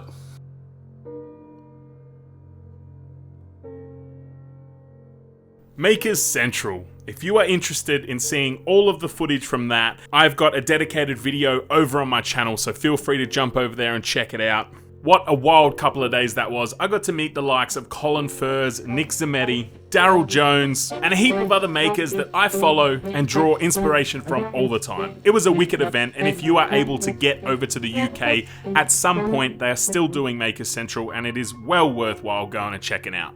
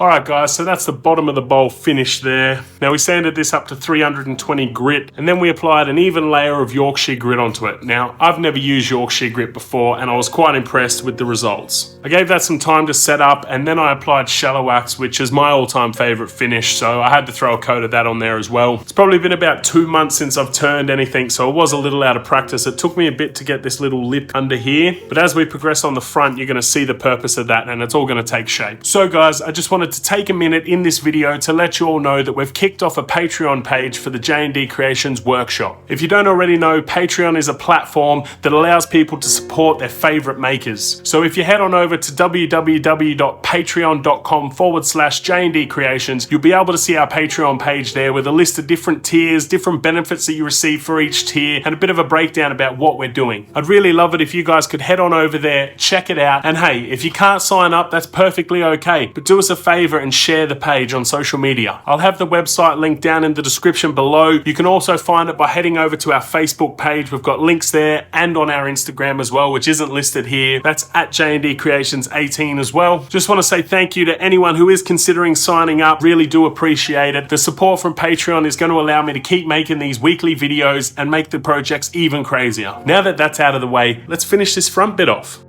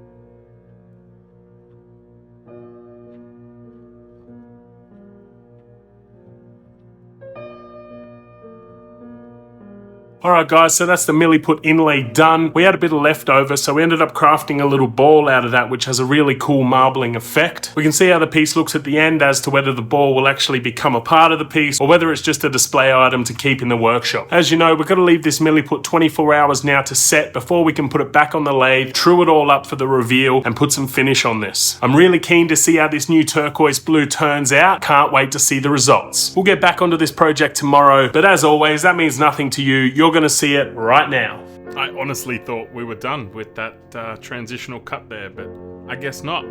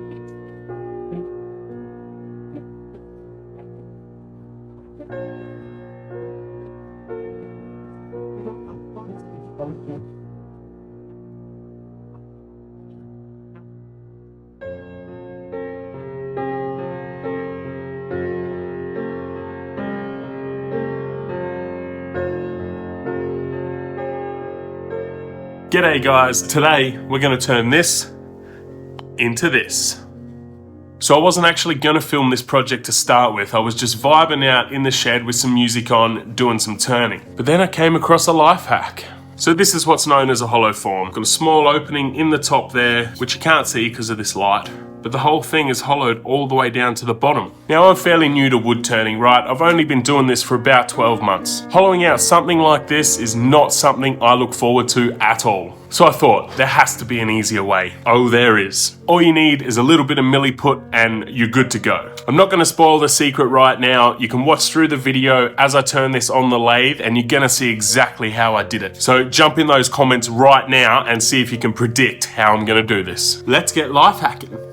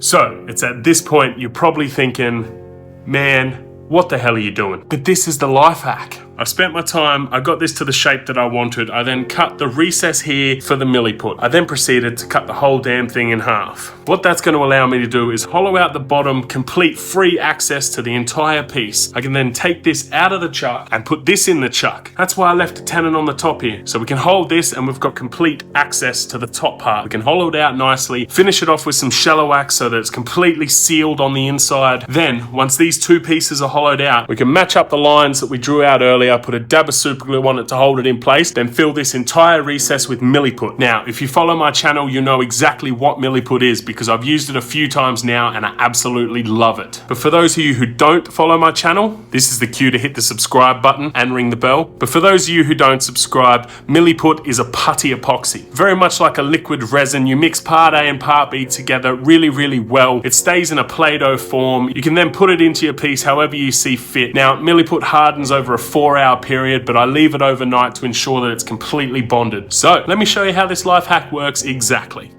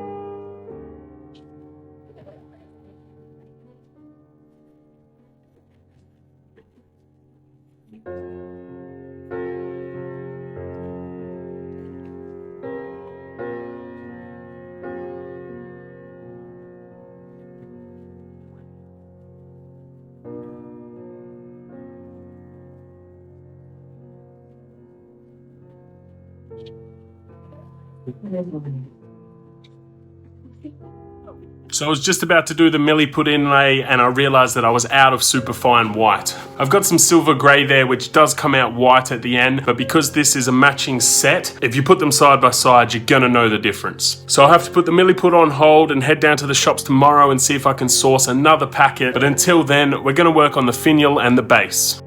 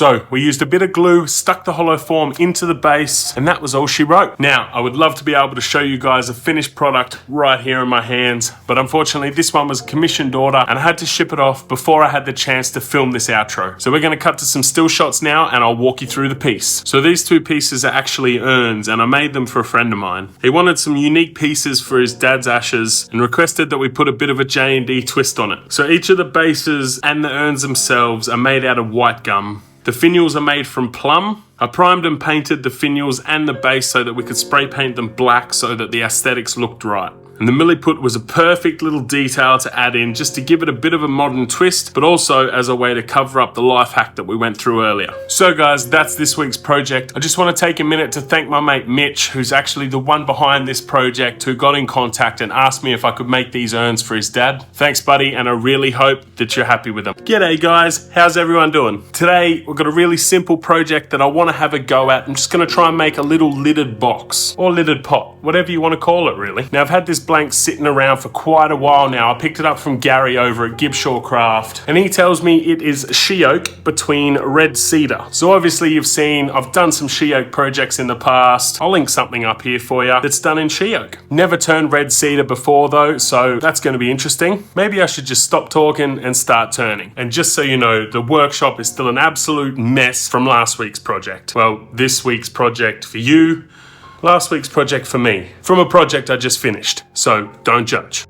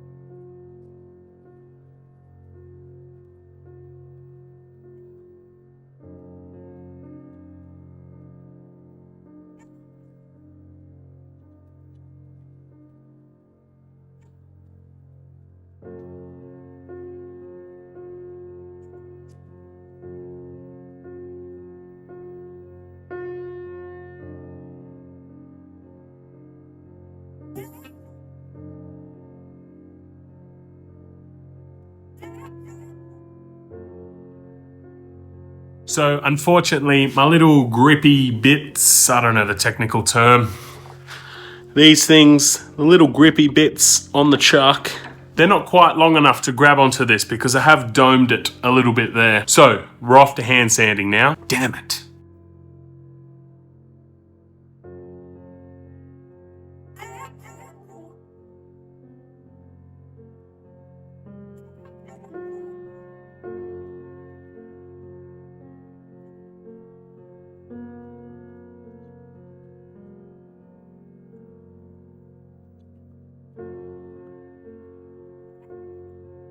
We we need a finial to finish this project off. Now I've got these laying around that I've picked up well over a year ago now. I bought these from Carbotech. They're just pen blanks, acrylic pen blanks, resin pen blanks, whatever you want to call them. But they've got some pretty wacky colors in them. We just need to decide which one is going to look best.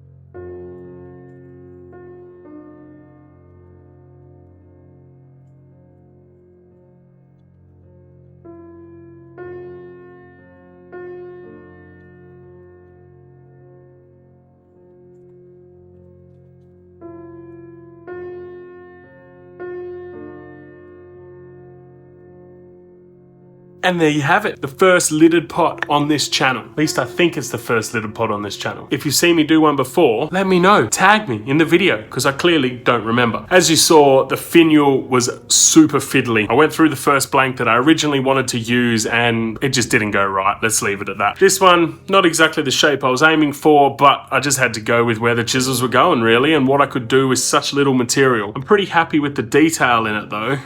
Check that out there. Lidded pot I'm pretty happy with. I would have liked the lid to be a bit sturdier in there. It sort of does just sit there, but it's my first time. The wood detail come up pretty good in this one. So yeah, you can store whatever you want in there really. G'day everyone, how you doing on this lovely Friday? If you've been following my channel since the beginning, you will have realised that I got dreads about 4 months ago. Since I got dreads, I've spent a lot of time on the internet reading different articles and seeing different things that you can do with them. One of the major things is dread beads. Now this is not something I ever even contemplated before I got dreadlocks, so if you don't have them, you've probably never heard of them. But they're basically just different beads. There's millions of different designs out there that you put in your hair and they hang there. Now I have got a few already. I actually bought a bracelet when I was in Dublin that I pulled apart and used all the different little bits and pieces. I haven't got them in at the moment, but I usually wear them. They're in a few videos previously if you want to check them out. But I thought, instead of buying these, why not try and make my own? And I actually thought of this idea when I was using a straw. So I thought a straw might be the perfect diameter to make a good mold. We can pour some resin in there, chuck it on the lathe, turn it to the shape we want and drill out the center. So I've got a few straws here. We're going to mix up some resin and give this a go. Now, I don't know if the exothermic reaction that happens when resin cures will actually melt these straws or not. Complete experiment. We're just going to go for it and see what happens. Time to decide on some colors that I want. So it has taken a little while, but I'm starting to notice now the confidence really growing when I'm in front of the camera, I'm filming myself talking. I mentioned it a little earlier, but it was very cringeworthy at the start. What I thought was confidence really was not, and I'm starting now to see that grow as time progresses. And putting a compilation video like this together is just a really great way to observe that happening over the weeks and as I gain more and more experience doing this. And then I wind up at the point that I'm at now, 5 years later, where I'm actually extremely comfortable talking in front of the camera. I've created and I'm comfortable in my own style of video, and it's no longer a chore. The talking part of the video used to be a real chore at the beginning, but now I quite enjoy it.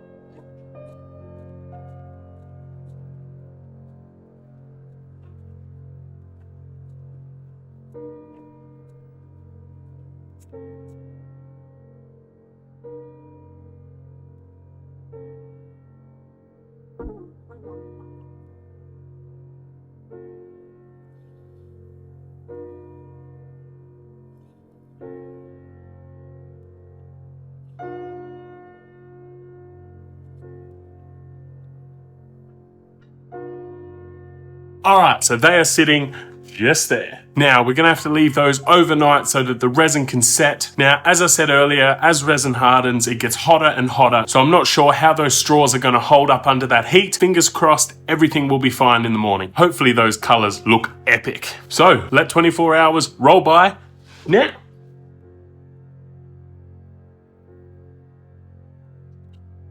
It's the next day.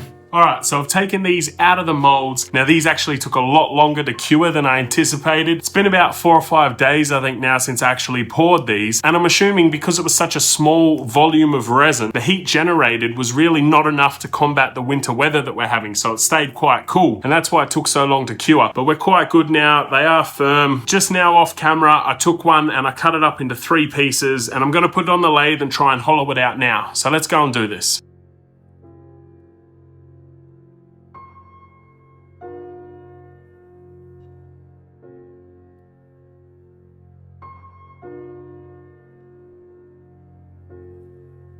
I don't think this is going to work. These are that thin that when I drill them out, I think the heat from the drilling is actually turning them back rubbery. So as you can see here, it's just all gone back to rubber. Now that they're off the lathe, they're actually starting to harden up again. So maybe it will work. I'm not sure. I'll have to go back to the drawing board on this one and see what I can come up with.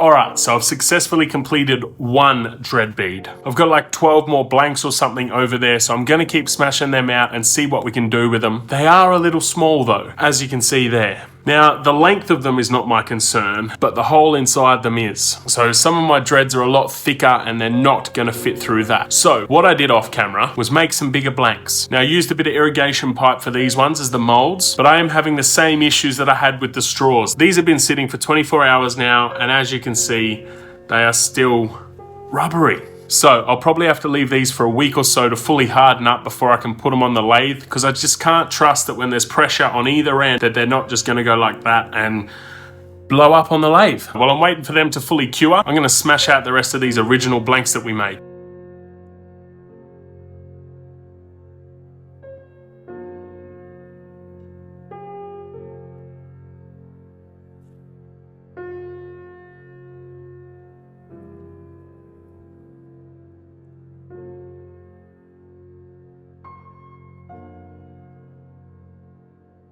All right. we've got a couple done. We've got that one there, that one up there, some little ones there, this one down here. Oh, we've got 2 there. And then these are my originals that I've already had. I've got a couple of metal ones and some other bits and pieces around. So that's it for the ones out of the straw molds. We're just got to wait now until the ones out of the piping molds harden up, and we'll give that a crack.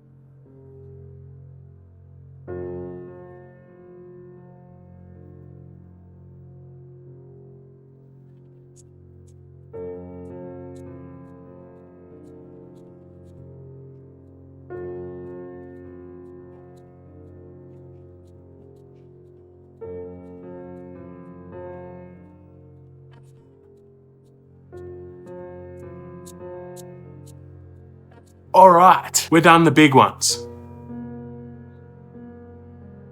So these were a lot easier to handle on the lathe, although I did encounter the exact same problems as the smaller ones, that they became really rubbery once any heat was applied to them. This green I'm actually really happy with, because up close it almost looks like jade. I did that one there in the green as well because I thought it just looked like jade and I thought it was really cool. I haven't turned all of the blanks that I made. It did get a bit tedious towards the end and I had a few breaks which were a bit disheartening, but it's been a cool project. I've learnt a lot and I've got some blanks left over if I ever want to make any more of these. The only difference between the bigger ones and the smaller ones, I think the colors were a lot more vibrant. This is a red and it almost looks black to you guys on the camera. It does look red to me, but it's very, very dark. Same as the gold here, it doesn't really have that punching wow factor that a pearlescent resin normally does. Probably got a lot to do with my lack of sanding on this. But we got it done, we got there in the end, and I achieved what I set out to. Let's chuck them in and see if they fit.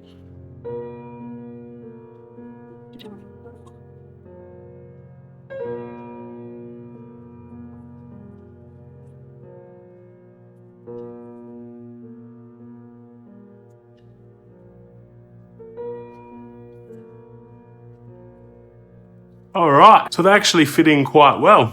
Now, obviously, with these having a bigger diameter, I was able to make the hole a lot bigger, so I drilled these out at 7mm, so they actually fit over my dreads really quite nicely. G'day YouTube, how's everyone doing today? So, I've actually been spending my time cutting up this Mary slab for an order that I've got, but I made my first cut into it, and it was soaking wet on the inside. That's not what you want with wood. So, I've had to put that slab aside so that it can dry, and I figured I might as well use this time to shoot another video. We had the WA Wood Show here a couple of weeks ago, and I managed to pick up some really awesome kit. One thing I found while I was there was this beautiful Salmon Gum bowl blank. Now I'm almost thinking this is a bit of burl, I'm not 100% sure, so don't quote me on that. But just with all this figure in here, it's got me leaning towards the fact that it might be burl. Anyway, you've seen me do a lot of projects with Salmon Gum. I'll link something up here and I'll maybe even put some more in the description if you want to check them out. So I thought, why not turn a bowl to go with everything else? This blank has got some voids in it, as you can see there.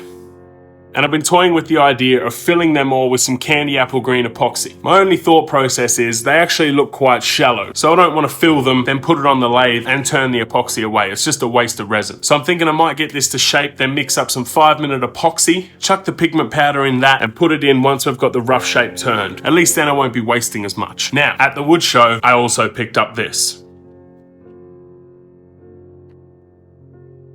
These are my new carbide cutters.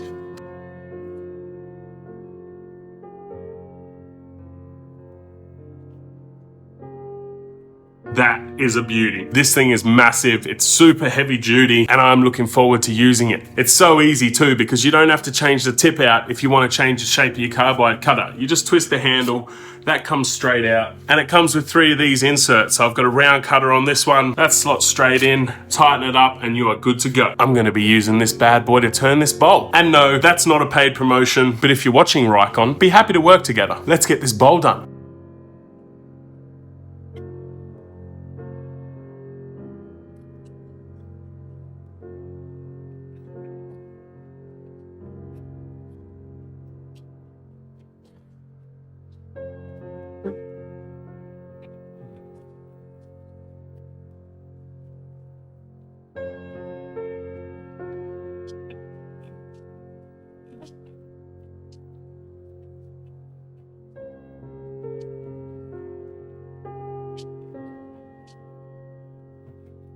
Funnily enough, this is still to date the only piece of salmon gum that I have turned, but it still holds a place in my top 5 pieces that I've turned. I really, for some reason, I don't know what it was, but I really, really like this bowl. I think it may be the little hints of resin popping through the deep, dark colours of the grain. Not 100% sure, but I really liked it. It was also a nice thin bowl, so it could be that too. Who knows?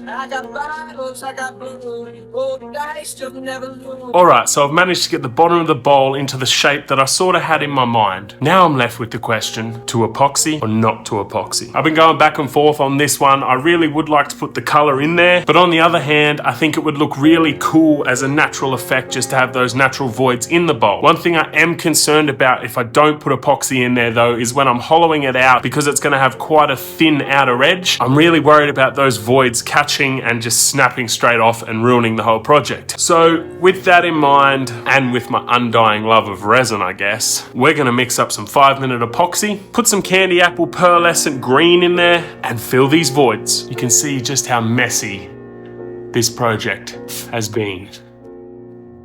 Dust everywhere. Come on, baby, you should take my hand.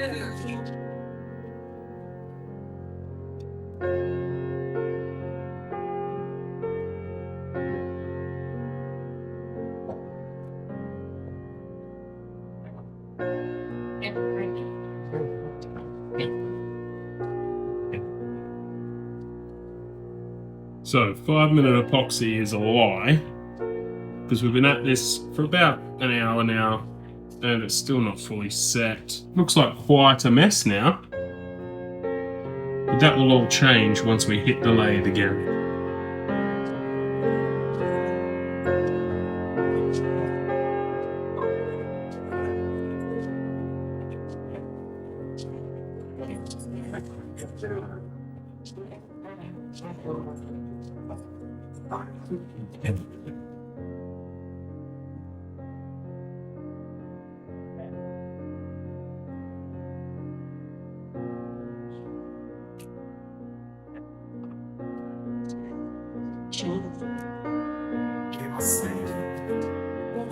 Riding low and flying high, we can reach the morning light. Come on, baby, you should take my hand.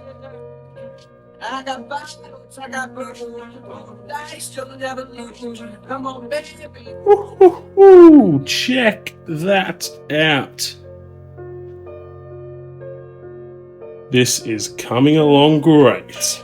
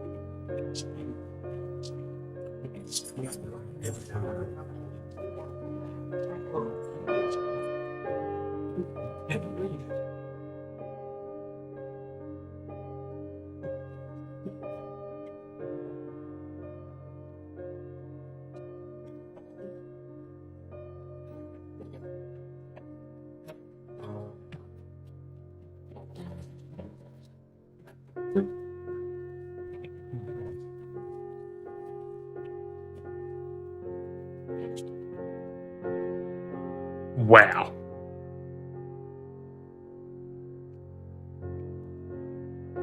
I am beyond stoked with the results on this one. I've never turned salmon gum before, so this was a bit of an experiment. The 5-minute epoxy mixed in with the green pigment Came up super well in the mortise there. I really like that. I was actually debating on whether to put it in the mortise because that's where I put the brand, but I was lucky enough that there was enough room in there for my brand without having to burn into the epoxy. I'm not gonna lie, there's not as much green in here as I was hoping for, but just the subtle hints of it look really, really good, I think. If you like the look of this bowl, make sure you jump on our Facebook page, get in touch, and we'll organize to ship it out to you. With this bowl, I actually tried another experiment. I made my mortise really, really shallow. Now, normally I go quite deep with my mortise because I like to have the jaws of the chuck lock in there really securely. I've had a few big pieces fly off and nearly hit me. Not a fun time at all, that. But considering this was a smaller piece, I thought I'd give the shallow mortise a go, and I am really happy with how it worked. Makes the bottom of the bowl look a lot more elegant, and it actually held up really well. Now, I'd say that's only probably about 2 to 3 mil deep, so I was really impressed at how well the chuck held on to such little material. Words just can't explain how chuffed I am with this one.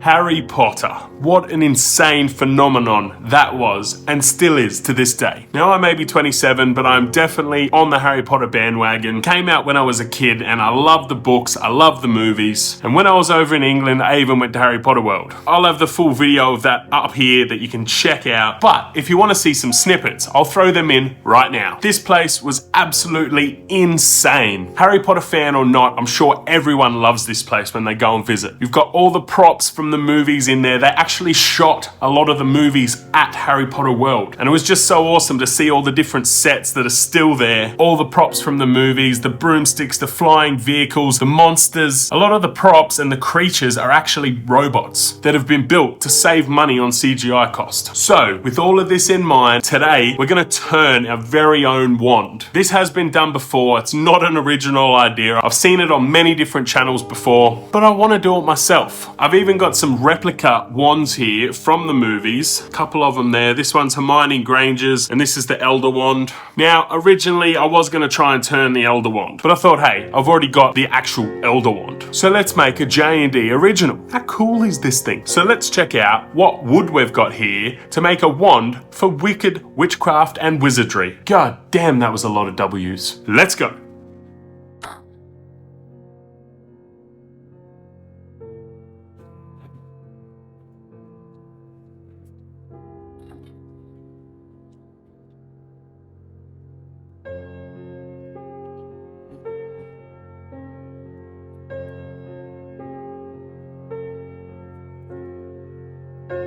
So I went to put on the wood glue and then I remembered I just bought some more 5-minute epoxy and I didn't want to wait for the wood glue to dry. I don't have 24 hours here, people. So 5-minute epoxy is on, it's clamped up. While we're waiting for that to cure, let's put this on the lathe.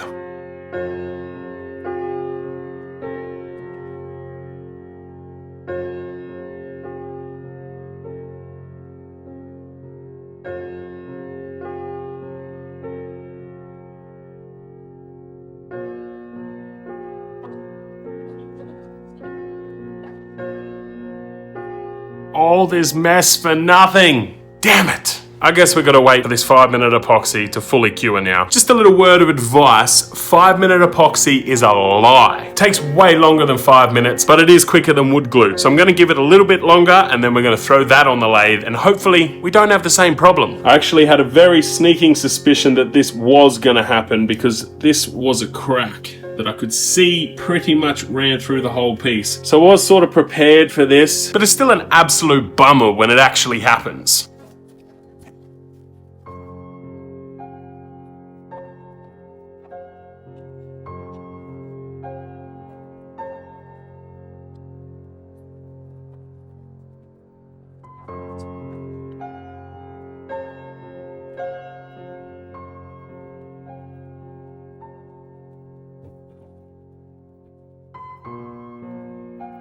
I have never seen 5-minute epoxy let go like that before. So my only thought revolving around that is that I may have not mixed it well enough or not left it long enough to set up. Although it was sitting there clamped for about 2 hours. So I'm a bit stuck with this one. I'm not sure whether to do 5-minute epoxy again or whether to just put some wood glue on it like I should have done at the start. But I'm impatient. You all know that. What to do? I don't know.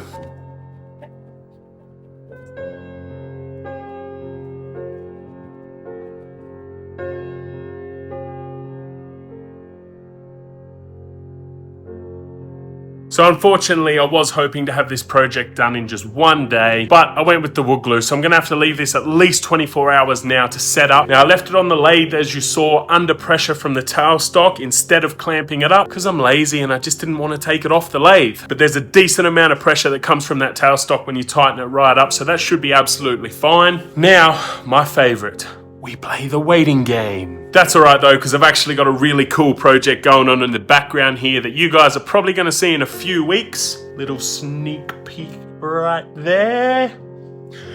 Don't tell anyone about that. But no, I'm going to jump into this other project now and we'll come back to this one tomorrow. Alright, ladies and gentlemen, this has been sitting on the lathe now overnight and we're going to have another crack at turning this wand.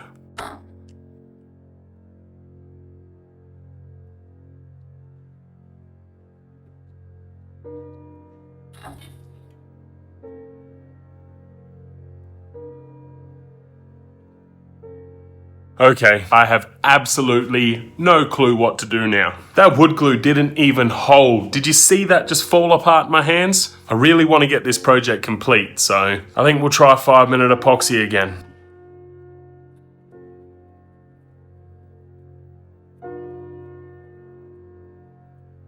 Alright folks, so another 24 hours has passed and we've had the same damn problem. I put a little pressure on this just to test how strong it was after 24 hours and it snapped straight off. So I think I'm going to approach this a little bit differently. I still want to use these bits of wood. So I'm going to turn the handle first, I'm then going to turn the stem of the wand and then we're going to try and glue them all together once it's all turned and just about finished. Let's see if that works.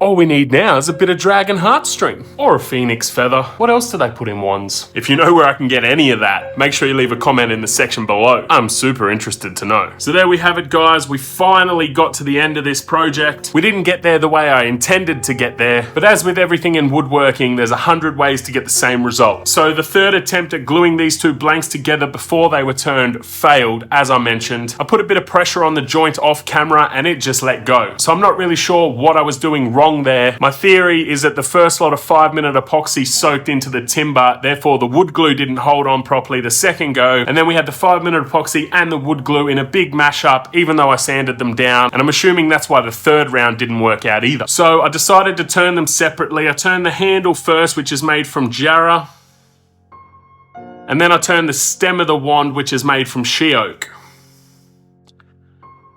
I then just used some super glue to hold them together, and the almighty faithful super glue has done the job. I should have started with that, but no, I'm pretty happy how this one's turned out. This is my first wand, and it was quite a cool project. Unfortunately, it's not making anything float though. But back in the day, I actually used to be a professional magician, so it's quite cool to be able to make one of these for myself and not just have your standard black and white one, although I never used one of them in my shows.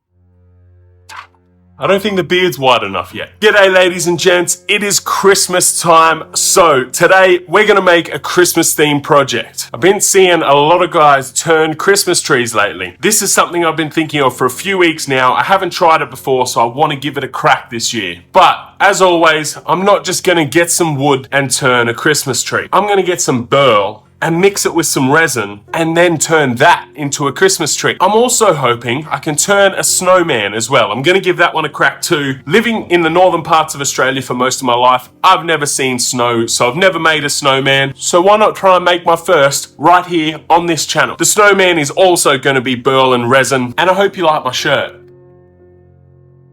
Gotta get into the Christmas spirit, I guess. So I'm gonna change because I don't want resin ruining my Christmas shirt, and then we're going to put some blanks together. And just so you know, the workshop is total chaos at the moment because I've been trying to fulfill everyone's Christmas orders before I leave and head up to Darwin. As you can see, I've been working with resin for days now on tons of different projects, and there is just mess everywhere. But I don't have time to clean up, to film this video, to make another mess, to clean up, to keep going with custom orders because I've got a week until I go. And these videos take time to make. So we're going to work through the mess on this one. Sorry about that.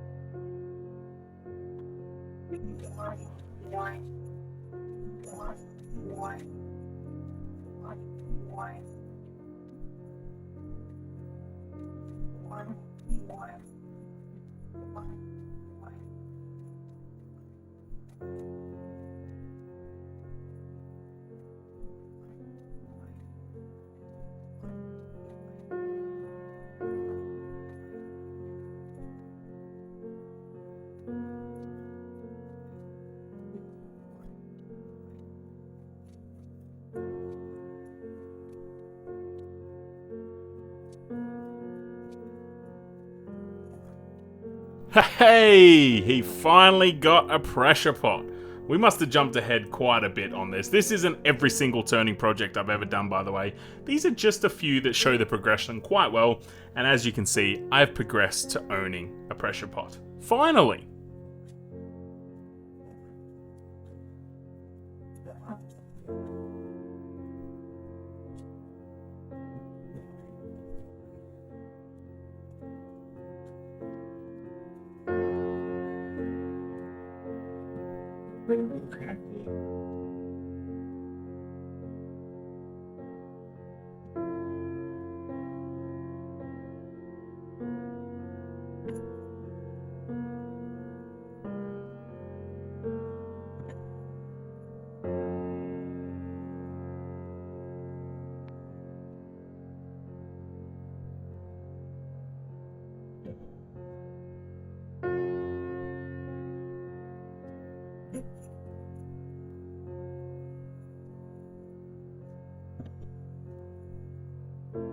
So that casting did not go to plan at all. I am actually really surprised that the green one came out alright. I didn't film every single layer I poured. As you can see there's multiple layers. And I was getting a lot of cracks in this green one, hoping that each new layer would fill the crack of the previous one, which it did really, really well. My snowman, on the other hand, who was looking pretty pristine in the mold, that's going to be his hat in case you're wondering, he's got a lot of cracks in him. You can sort of see there.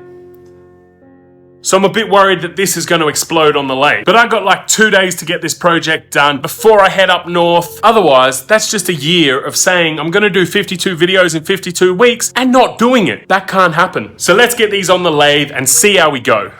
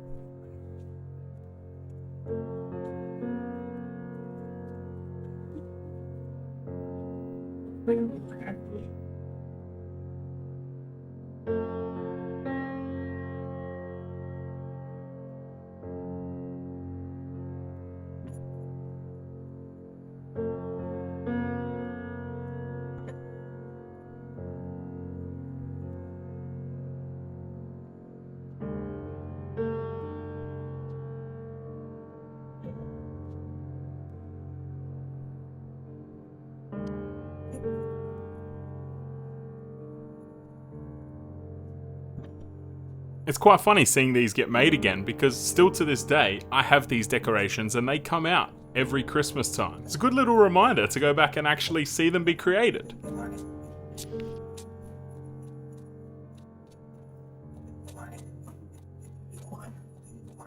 Well, slap my Santa and call me Kringle. I made a Christmas tree. I'm actually really happy with how this has come out. Check out the grain in that burl. Now, we did have a few issues with the resin, as I mentioned. There were a lot of cracks in there. The main visible one was this one here, which is actually filled up with the finish, so it's quite visible. You can see some of the ones that were filled in with the other layers of resin. They're smooth and covered. They're just slightly different colors, so they stand out a little bit. But man, I am stoked for my first Christmas tree. Even the green looks cool. Now, I am not a fan of the resin I used for this. It's not for casting, and in my opinion, it's absolutely horrible. I will not buy it again, but I decided to use it for this project because I've got over 4 liters of it that I need to use. And it hasn't done too bad, even though it was a pain in the to do. I also used a new finish on this, the Wax Cream, which I purchased not too long ago. This is the first project I've tried it out on. It's a little bit different, but I'll get used to it, and I'm happy with the end result. All in all, anything from U-Butte Polishers seems to be a fantastic product. So now, let's turn this mess into a snowman.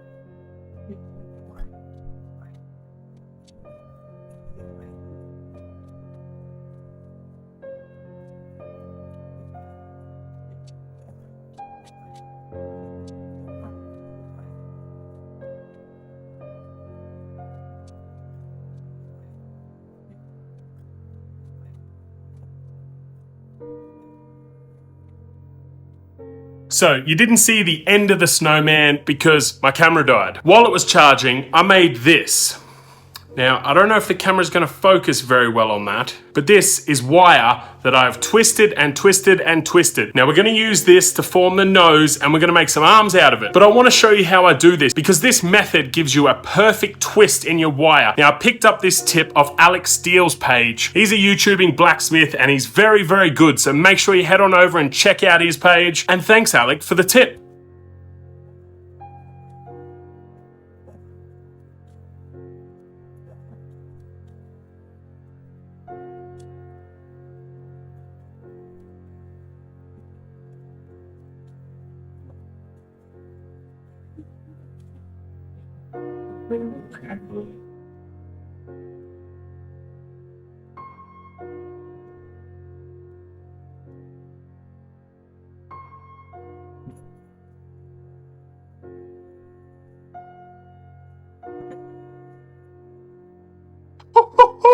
Check that out!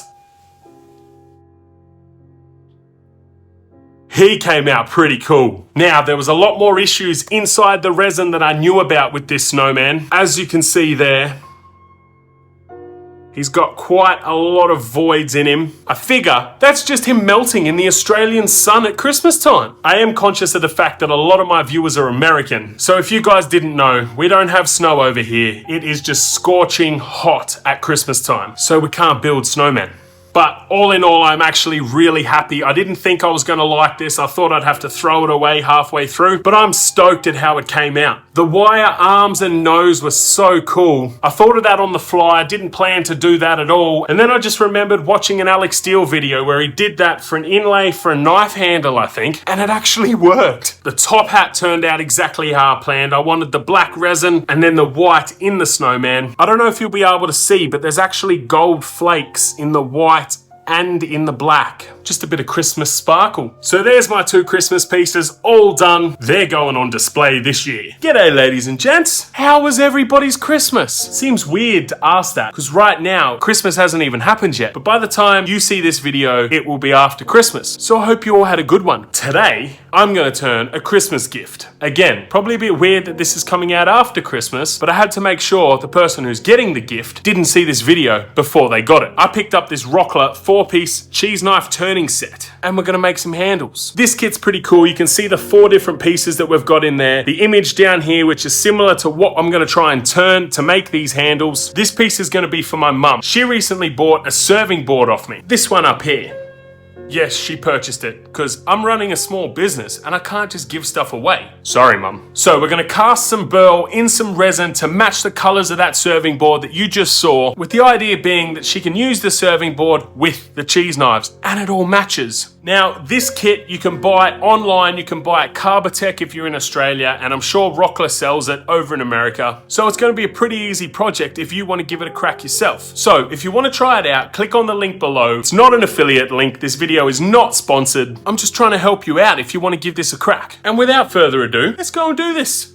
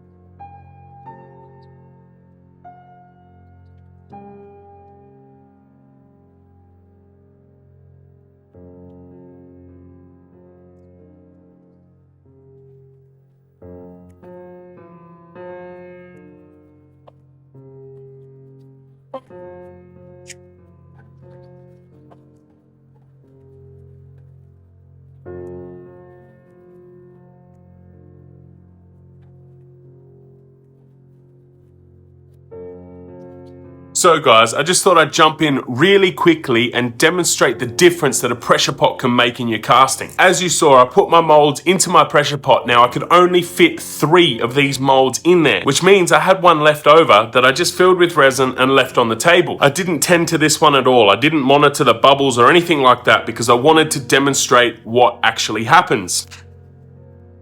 And I think the results speak for themselves. You can see the one that wasn't in the pressure pot is full of bubbles all the way around the casting there. It's quite uneven and it's just not a very nice finished result. Whereas all 3 of the castings that went in the pressure pot have come up perfectly. No bubbles, no problems. So that, my friends, is the benefit of using a pressure pot when you're casting with resin. Now I also put this piece of silicone mat at the bottom of my pressure pot, and that's so that if any of my molds leak and the resin comes out, it can set on this silicone mat and I can easily pull it off after and it doesn't adhere to the bottom of the pot, which actually happened in this cast. I did have a small leak. That's a bit of resin that was binded to the mat. Peeled it off, no worries at all. No damage to the pressure pot. The mat's fresh and ready to go back in. It's really an easy solution to look after your pressure pot.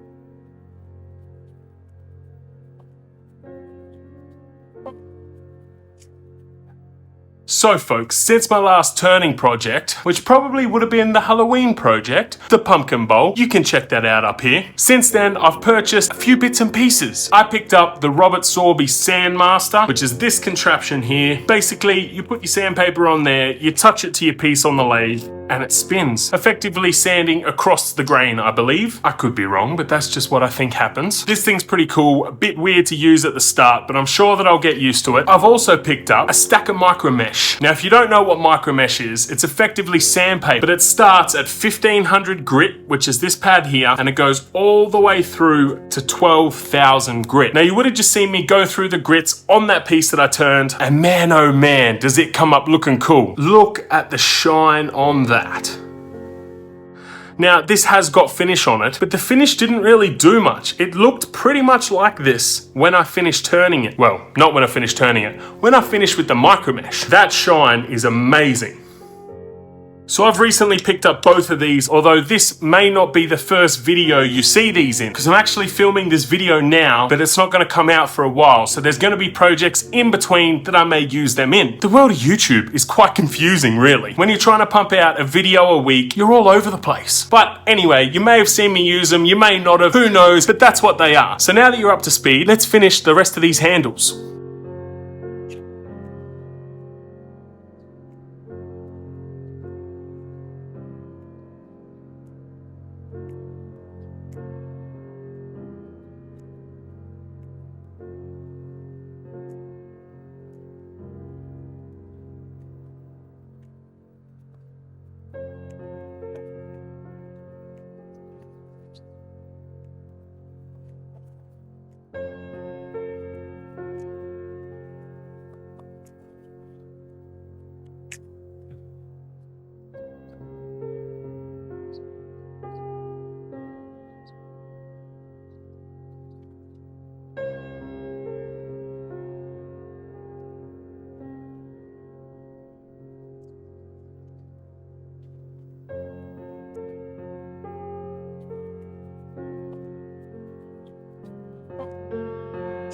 They are finally done.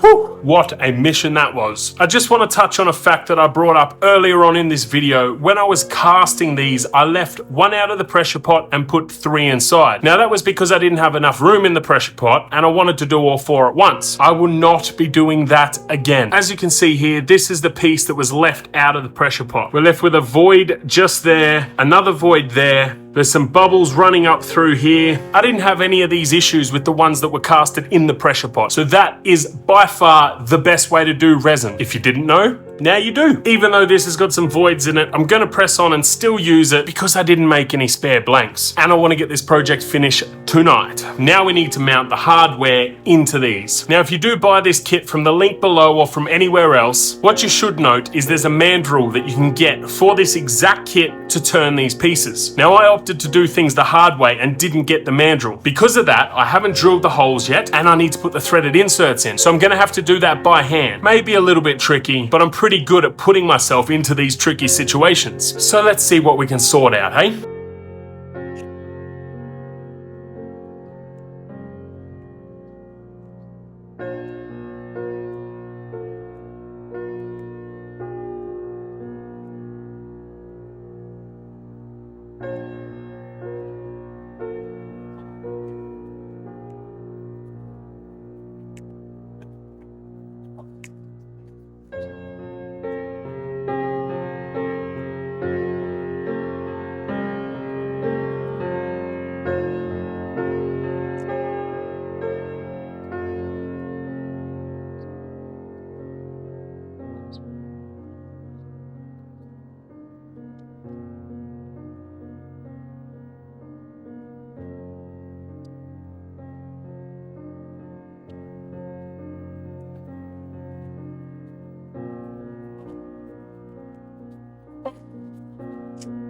These things come up so cool. Check this out.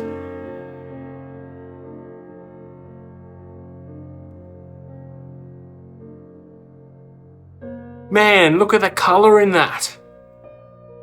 They came out awesome. So that's it, guys. The Rockler 4-piece cheese knife turning kit is done. And if my mother doesn't like these, I'll take them back. No problems there at all. I think these will match her serving board absolutely perfectly. It was a lot of fun to actually try and do a project that had certain specs that I had to stick to. I turned all of this before I actually opened the box properly. Don't make my mistake, because this was underneath. All the details you need are in this pamphlet. They would have been handy before I started, but you get that. It tells you what drill bit sizes to use to hollow out for your threaded inserts, gives you hints and tips for all of your turning dimensions, what to do, how to sand it, all of that, but I like to think I know everything beforehand, so I just went ahead and did it without reading these. It's 2020, so let's try and film this a bit different.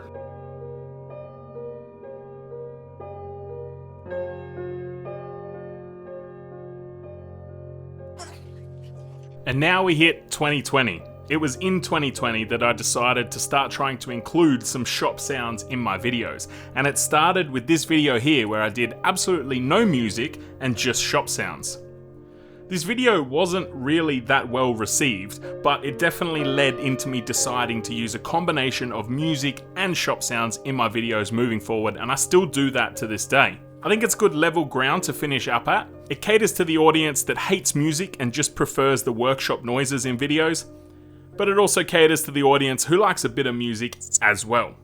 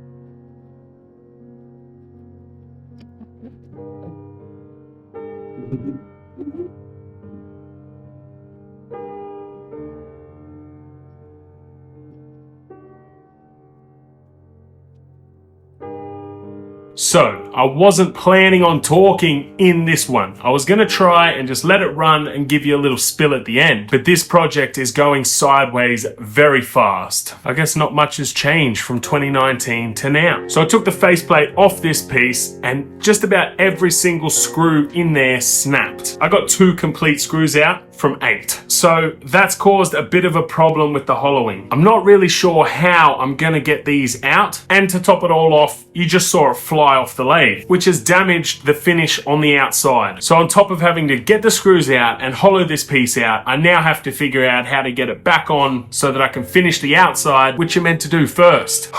Man, This is going to be a lot more difficult than I anticipated. Plus, this thing is super heavy, so when it flies off, it is like a missile. But while I'm talking, I'd love to hear from all of you guys what you think of the new type of filming. If you prefer videos in this style, or if you'd rather me go back to my old style where I overlay music and time-lapse everything. Although everything in this one's probably going to be time-lapsed, but you're just going to hear the squeaking and squealing of all the tools. So make sure you let me know in the comments down below. I'm also trying out this face tracking thing, which is pretty freaky. So tell me what you think of that as well. I try and make these videos for you guys to enjoy, so the more information you can give me, the better off we're all going to be. So let me know. And while you're there, if you haven't already, make sure you subscribe too. Let's take this back to the lathe and see what we can do.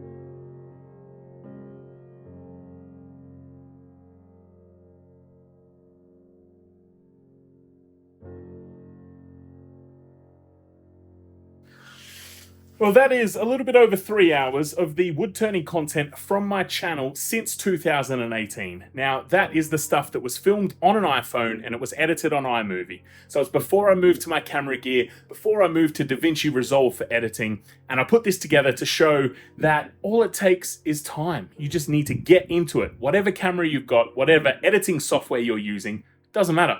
Get in, get started, start uploading videos. The progression will happen on its own. The improvement will happen as you go. So I hope you enjoyed this supercut of all of these different turning projects. This is only a sample of the turning projects that are on my channel. So if you want to check out some more, head over and look at my shorter form content. It's not really short form content. It's still, 10, 20-minute videos. Definitely shorter than this though.